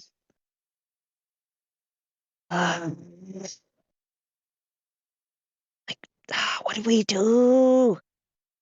Like this, what do we do? Well, we didn't find the guy or person whoever set those staff members up. So there's no point continuing looking. We might just have to see about getting security involved. Yeah. May I roll a power knowledge, by the way, so if I can discern something from the smell and the suits, Yeah, absolutely. Go what for it. his powers might be. Yeah, so 6 and 8. Oh, got something. You're not sure. Since you've never seen, met, or understand anything about this character, at 15, all that's going to get you is that, like, they could be a power user. They might have something to do with, potentially, stuff to do with plants, but you're not sure. Because the worst part about this is that you actually have no idea if they're just really into and always around plants, or whether or not they actually have anything to do with it. On top of this, this is actually creating sort of another suspicion that they might have a similar ability to Fletcher, because that they might be able to disappear, but you're not sure. So again, it comes back to this concept of, can it happen? Could this be a thing? Is this even their real location? You can still smell a trail coming from this room. So there was one that was leading you to this room, but there's also one outside of it. The trail's still fresh. I'm gonna follow it still. We may have chance still. All right, I'm right behind you. Are you going to stay intangible? Might as well.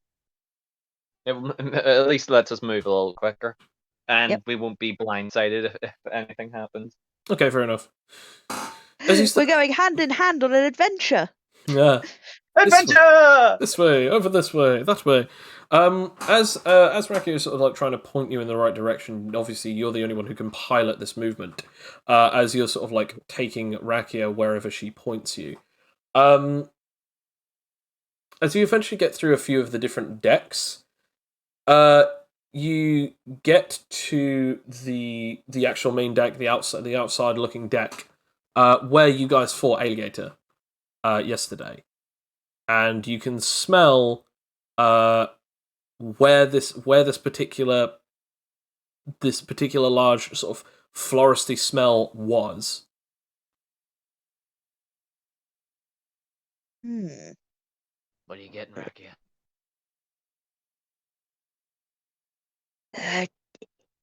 They were here. But where are they now? This was the place we fought Alligator to. Oh yeah. So that makes sense of why the card was in there. Because one of the cards would have been against one of these walls. Oh yeah. I knew I should have stashed it. It may have been a helpful clue. True. Is there anything else I can get? Like, can I could I roll a perception? See if I can get anything else from the scene of the crime. Yes. Is there anything specific that you're looking for when you're trying to roll for this before you roll for it? Sort of like, sort of the rest of the scent trail, I suppose. Like perhaps, where he was standing, perhaps. Like if the trail does the trail end here? The trail sort of ends right there, like as if it's like right on the deck. Okay, I'm going to investigate whether he does in fact have Fletcher's powers, and did he is there any from or did he just go straight down? Okay, yeah, roll investigation. You sort of stick your head through the boards, obviously, thanks to your Fletcher's intangibility. You actually do determine that the scent continues down. He's an intangibility user. Ooh. This could be tricky. Shall we keep going? Let's see where this rabbit hole leads. Down we go. As you continue going down, the main thing that you notice, Rakia, is on top of him, on top of this particular scent stopping as it then lands on the next deck, which you guys now are, as you pass through and you fall for about about 4 meters as you just plummet, and then you phase back, connecting back to the floor as you phase both of your feet onto the floor. You actually notice that you are now standing in the sort of hallway of the mall, where in between the shops, and the scent trail continues forward. Here we go. Yep. We're going to follow this scent trail. It We don't eventually, end up at the floors. it eventually takes you to a left, as you then look at the store that it's turning towards, which is a bookstore. Ooh, how oh. convenient. Ooh. I was meaning to come here. Handy enough. Maybe we can knock out 2 birds with 1 stone. Hee hee hee hee. In we go. As you pass through the door, because I'm assuming that you're still staying intangible. Yep. As you pass through the door, there is someone sort of sat behind the till, reading a book. She sort of like got a little bit sort of a messy hair, all put back into like a sort of like a ponytail. She's reading something. She doesn't hear you guys come in because obviously you pass right through the door, like freaking ghosts. She sort of sat there reading, doesn't notice you at all.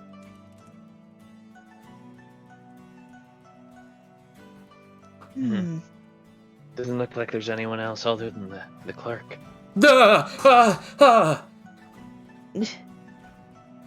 How the hell did you get in here? We came in through the door. There's a bell on that door. Might want to get it oiled. You're an intangibility user, aren't you? Oh yeah, sorry, I forget I keep having that. Oh, damn, they're giving me a Sorry. heart attack. Sorry, it's fun to fly through the floors. I can assume so, but please, just make sure that doesn't happen again, especially to frighten people.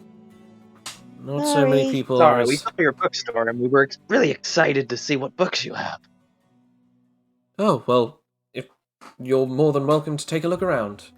It's actually not often that we get many people buying books in the normal world, but at least on the seas, most of their devices don't actually have the best types of Wi-Fi. Even though that we have it here, some people do just like to read on cruises. Not sure why, but it seems to be a thing that people like rather than reading on their tablets or their phones. It's old school. Totally understand. Exactly. If there's anything I can help you with, of course, please let me know. She then Okay. digs back into her book. Okay. Well, look. Keep an eye open for the stranger. Roll me investigation, Rakia, since you're the only person who obviously can smell the scent of the pursuit.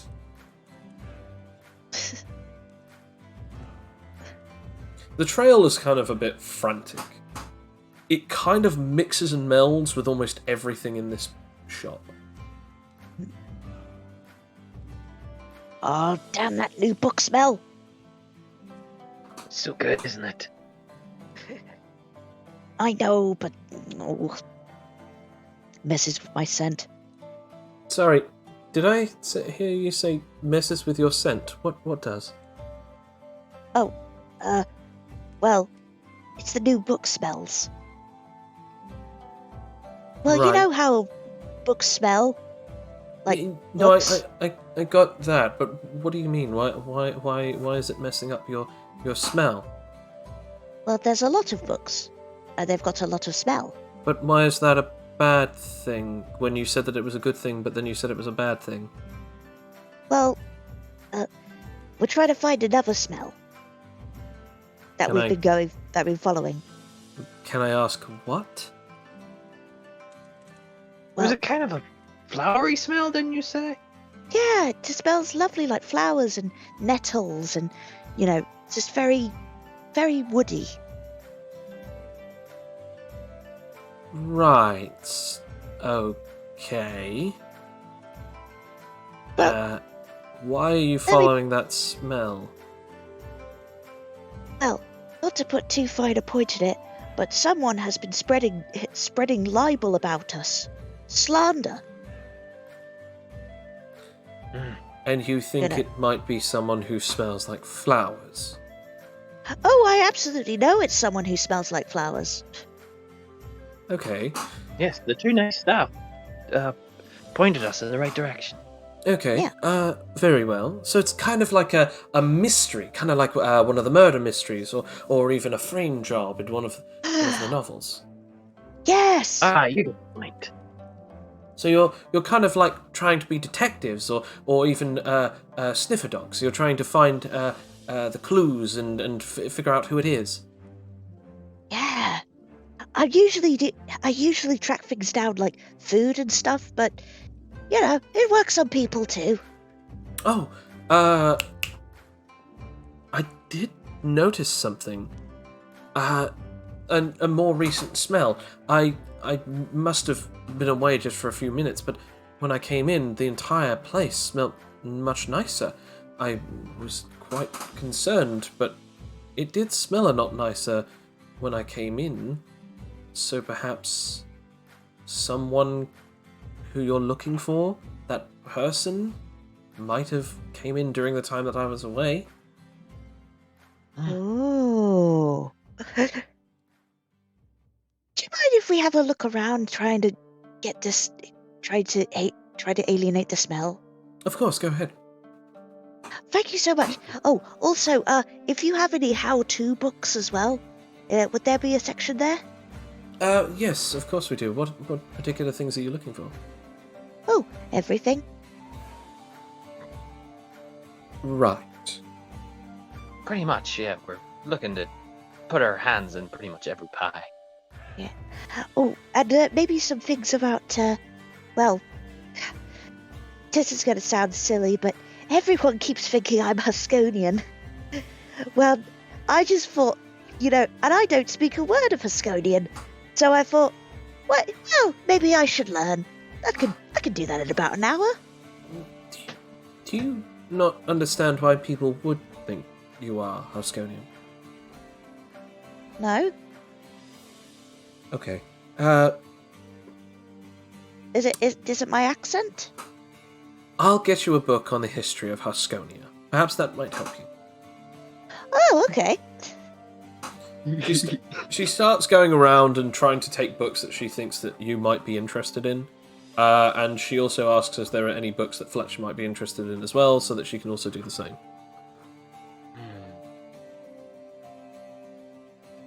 As she goes around collecting some different bits and pieces, different novels, books, how-tos, manuals, magazines, stuff like that, roll me a perception, Fletcher, and an investigation, Rakia. Hey. 2 berries. Hey, 2 berries. Hey, Fletcher, this all looks like books to you. Rakia, this all smells like books to you. Damn this new book smell. This potent, powerful smell of florists and trees is starting to feel like you're going nose blind to it. As eventually she comes together with a pile of 5 books. She then says, "Any luck?"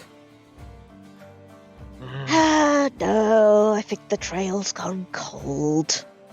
Oh. Well, sorry to what hear a that. what a good place to end up in for a cold trail. True. Well, we got this far. True. But, either way, I've got a few different books here. History of Husconia. How to read Husconia for Dummies. I've then got a particular piece about the world known as the Land of the Sunken Moon. So there's a book on the Land of the Sunken Moon, since obviously that's where we're going. We then have one particular one, which is of the... and I quite like this one. It's the history of the last 20 years on the stuff of the rebuilding of Iris City. That's another one. And finally, the list of some of the well, a list of some of the most strongest and most powerful men in the world. Well, it says men, but the most strongest and powerful people in the world over the last 100 years. I thought that this might be interesting to you since the band on your arm. I'm assuming that you're a contestant. Yes. Yes, I quite like all of these. Yeah. Well, we might be going to Huskonia, so I'll have the Huskonia books. You know, the Learning Huskonia for Dummies. I can do that. Yeah. Well, all of this will and, come up to about 55 stars. Oh, all right. You know, and I will lay down, the pentastars on the table. She takes 2 and then gives you change back for 45. So you now have 3 pentastars, and then you have 45 stars. So basically, that makes up around about 195 stars. Yeah, 195. Yeah, 195 stars. Yeah. Hey, Rakia. Yeah? We're going to the land of the sun and moon to see about the mythological creatures there, aren't we? Do you think we should find yes. a book about one? Yeah, about bestiaries and such like that. Yes. Oh, well, in that case, We you'll wouldn't have probably that. want this. She then, boom, this huge book. This is a book of all the different types of legends and myths.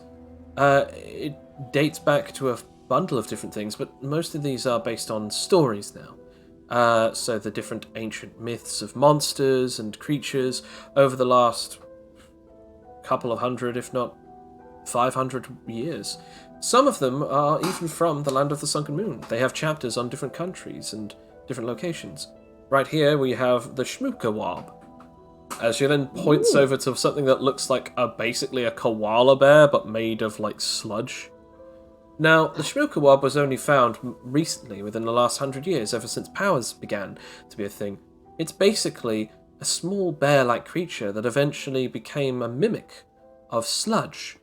They are pretty lazy creatures, but they do happen to have a nasty venomous bite. Of course, they have to turn back into their non-sludge form to be able to deal that blow, but often they like to be rather lazy. When they sleep, they turn into a puddle, and then when they start waking up, they become more solid. You can tell by how tired they are based on how sludgy they become. Oh, they're cute. I can give you this bestiary, although this is actually quite a large one. This is the only one that we actually have. We often only lend it out, we don't actually sell it. But I can perhaps give it to you, since no one has actually read it in such a long time, for about 500. Well, what the heck? Yes, but I'll have to do it on my card. Very well. She then takes 500 from the card and then gives it back to you.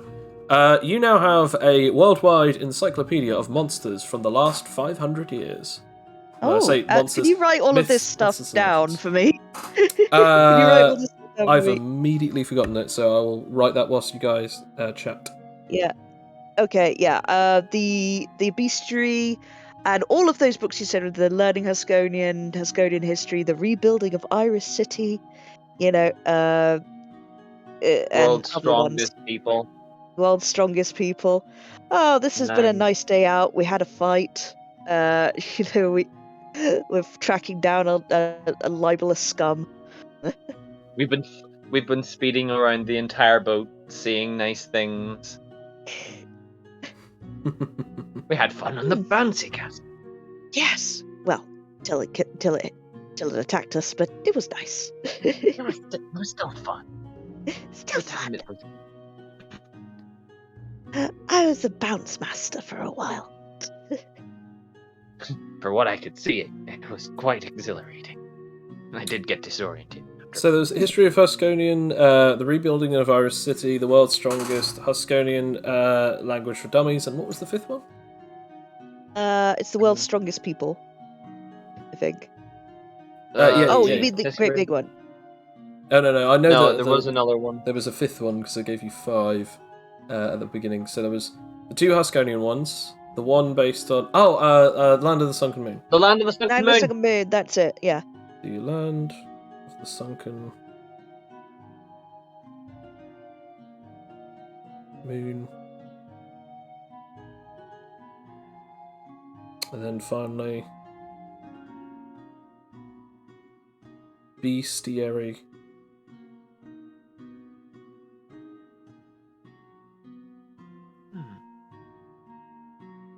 It's too bad Felix couldn't come. He would have enjoyed this. Should we get him something Maybe. for the books, maybe? Yeah. I wonder what he would like. There you go. Hey! Yay. Love it. Take that, and there you go.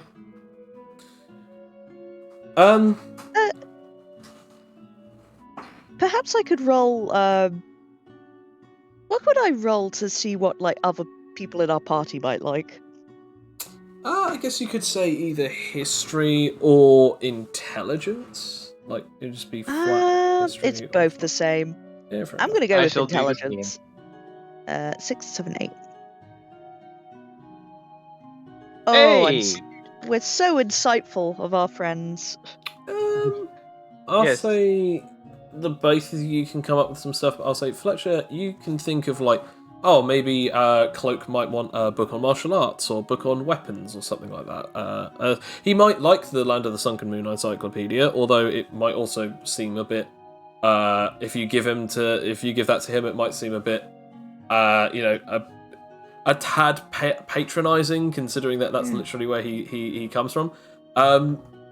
You were thinking about maybe a couple of different ones, such as like maybe the history of Iris City and Iris City itself, maybe for Adrian, since Adrian doesn't really know much about the world. Maybe even like a how to on technology, but they don't really have any things like that. One for them. One for Adrian could also be like interesting structural designs and materials. They do have an architecture book. That's it. Ooh, that'd be book- nice. Book on architecture. They also have a book on ancient weapons, as well as like legendary weapons of the past 500 years. Oh, I think Cloak would love that. Yeah. He's got. Have you got anything on guns? As well, he's got an interesting gun. Yes, we do have a Gun Lovers Catalogue magazine. Ooh. That would be good for Cloak. And you, even. Yeah. Would you interested in guns? Yeah, I saw on the television that we were really lacking in ranged weapons. And I've got my daggers. They're very good, but I feel like I could do more. I don't mind being the I've got ranged my- user. Yeah, I mean, I've got my Fiat cannon. I find it useful every once in a while. I just prefer using melee weapons. Yeah. So yeah, okay. I'll go with the weapon, the legendary weapons of the past. I'll say instead of 500 years, actually, I'll say the legendary weapons of the last 100 years. Okay. That makes more sense. And then it'll have like a chapter at the end of like stuff that like might have been based off of stuff over the last however long. But yeah, legendary weapons of the last 100 years, and then architecture, and then Yes. Gun Lovers magazine. So write those down. What would you Okay. All right. Hold on. Legendary weapons of the last 100 years, and also Gun Lovers magazine, Yep, Gun Lovers. Architect magazine. Yeah, Architecture's magazine and Gun Lovers magazine. And whilst that's going on, like again, like this will cost you about like 100 stars at this point. Oh, that's fine. Look at Rakia splashing all the cash. Well, I've got a lot of cash on my ill-gotten gains, so we need something for like Yeah. Have you got anything for survivalists? Yes, we do. We actually have top tips from. Let's just have a look. We have top tips from Greg Wolf, the survivalist. Greg Wolf! Yeah, oh, yeah, yes, please. Okay, well, his novelization compendium of all of the different things that he's done over the past 26 years. Well, I'll take that. Man's a legend. I think that shall be. I think that's everyone. I'm gonna see. I think I'll give that to Felix when I'm done with it. He taught me a few things about survival. Oh, Okay, I should. You taught me. Yeah? Oh, go ahead. Well, if that's everything, that will be 125 stars for these last lot. Fair enough. You know, beep boop. Well, thank you for making such a haul. Honestly, nobody usually buys this much from us. Thank you. What was your name? It is terrible. More people need to use bookstores and libraries. I'm Rakia, by the way. Oh, this is my student Fletcher. Oh. Greetings. Well, nice to meet you. My name's Lalia. Nice to Thank meet you, you. Lalia. Have a nice day. You have a wonderful day. You too. The two of you. We're just going up. The two of you leave the bookstore. Obviously, like at this point, the bell rings. Obviously, because you open the door and then close the door. As you sort of leave, you got like a bag of all of these books. All nice and ready. Roll me perception. One perception roll coming up. It really wants me what to the hell? roll. Whoa. Oh, okay. We're getting such good rolls. So as you sort of like leave and you sort of like start walking back, you sort of like notice something's not quite right. You sort of swear that you could hear some kind of odd noise. And the two of you just sort of turn as you look through the window, and something's not quite right in the store. You see an arm flail around, and as it like hits the counter, it sort of drags off to the side. What? Did Rocky, did you see that? Yeah, yes, I did. What? Back into the store we go, quick! Alright. As you head off into the store and eventually get up to the counter, you see Lalia holding her throat as she's gargling her own blood. No! As the life slowly starts to drain from her body, you see the crimson puddle already around her body. The knife of which that has cut her throat, you're not sure where it is or who did such a thing. But there is one thing that you do see written in blood on the back of the wall. Oh god, what is it? Where's Adrian when you need him? As you see written on the wall, it said... Oh wait, him. Her. It just says this. Next time you follow me, it won't be just the civilians that get killed. Don't mess with me. Can I roll intangibility? Do I remember where the infirmary is? You can attempt to do so. Roll me history with advantage. Since you... Actually, no. Roll me history with disadvantage, because you actually were unconscious the entire time that you were in the infirmary. Oh shit, I'm gonna roll history! I'm gonna roll history! I got a 4. 4. Wait, No, we're gonna it's not save good you. enough. We're gonna no. Help! I'll help. Can I roll with advantage? Because It'll I be- know where it is. It'll be normal since you were reading the note. Okay, D20. Okay, 6, 7, 8. Come on. Yes, I know where it is. Quickly, grab her. You do know where it is. But I would like both of you to roll me. Actually, no. Okay, Fletcher. No, fair enough. You got what? Yeah, I'm assuming that's intangibility. Yeah. Yep. Yeah, you pass right through. I'm assuming Rakia. Do you stay there in the bookstore? I guess I don't know. I want to make sure that she's okay. Like, I'll say to since be you, quicker. I mean, I'll say since he didn't specify he was grabbing onto both. Fletcher, you just go Yeah. on your own with Lalia. As soon as Rakia said it's in that direction. Hmm.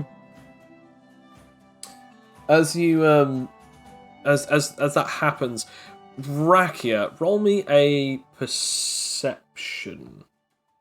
oh god. But I left you there. All right. I don't like it. You could have sworn that you just suddenly hear something right next to you, as like suddenly something like launches right at you. It seems like an object. You only have time to either grab it or bat it away. Ghoul style. Yeah. Yeah, ghoul style, baby. Okay, I'll try my reactive style of ghoul wave defense. Oh, okay. Roll that. Yeah, because that's it's nice. I like my wave defense. Oh, 16, 19. I can use finesse now like that. There we go. Ah! Well, Huh. well that doesn't activate. No, it does. No, it does not. And I actually was kind of expecting you to block that. I'm not gonna lie. Okay. I'm sorry. that- I Just make sure she's all right. Just make sure Lalia's all right. Okay, so I'll that make does. sure I'm just having. Oh, good lord. Why is it gotten so tense? No, not Laurie. Okay, so We just made a new friend. Another one. No, that's not it. Sorry, I don't know why I just did a D10, a D20 plus. Alright, okay, so it's a D10 plus 7.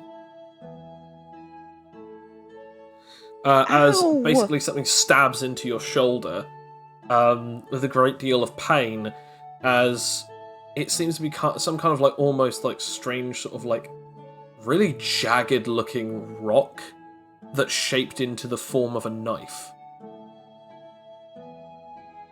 Well, that's mine now. Do you attempt to remove it?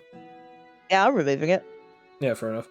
As you do so, I have to roll something else. Roll me survival or fortitude. I'm gonna roll survival because I literally only have +1 in there. Hey! Yay! Nice. Not so nice.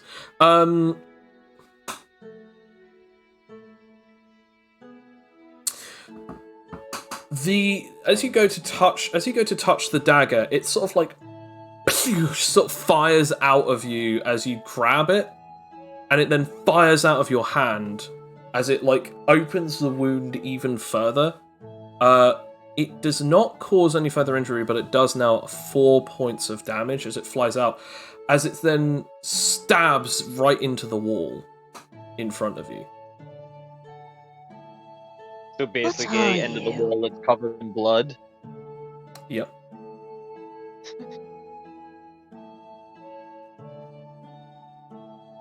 Again, you now get to see a bit more of this knife. It's about 3 meters. No, sorry. It's about a meter or two away from you. but it looks to be like some kind of white stone knife.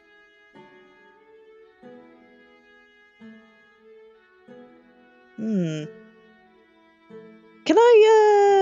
I, I'm gonna, is he in this store? Would you like to roll a perception? I will, yeah. Or is he gone? You can't see anything, but you can definitely smell a lot of blood. You can smell the sort of foresty smell. In fact, you actually kind of smelt it on the knife. As you're looking around, you then suddenly see like the wall suddenly starts opening up, like as if it's some kind of tree swallowing up the knife, as it then starts rippling and going back to its wooden boards of bookshelf walls. The knife has disappeared. I'm not sure how to process this. Again, the main thing that you see is on one of the walls. It just says next time, it won't just be one civilian. It will be all of you and anyone who's ever met you. Don't mess with me. If you know what's good for you, you'll stop your pursuit. Well, I'm gonna go. It's then signed something, a very odd looking name. Oh. The name states it is then signed by Cleefoth. Cleefoth. I think it's Q. I think. I've literally got it here. It is. Is it East Khalifa? It is Qliphoth.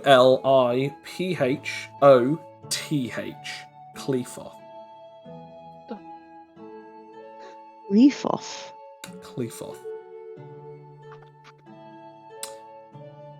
As that happens, Fletcher, we come to you. You've got her to the infirmary. The doctor is just looking at you. She's just like, "What the hell is this?" It's someone who needs help, please. Where did she sustain this wound? As she starts trying to get a bunch of gauze and stuff. The mall, the bookstore. I have phased from there. But where did she get these wounds from? I don't know. All we saw was her get pulled down. She then takes out of a cabinet a large syringe.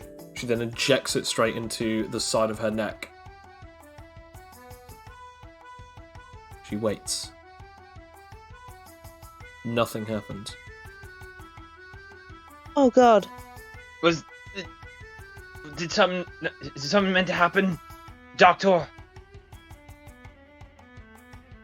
That is a medical syringe filled with a specific type of medicine that derives from the phoenix flower. If she has any living tissue left, even any kind of brain activity left, this should heal her, but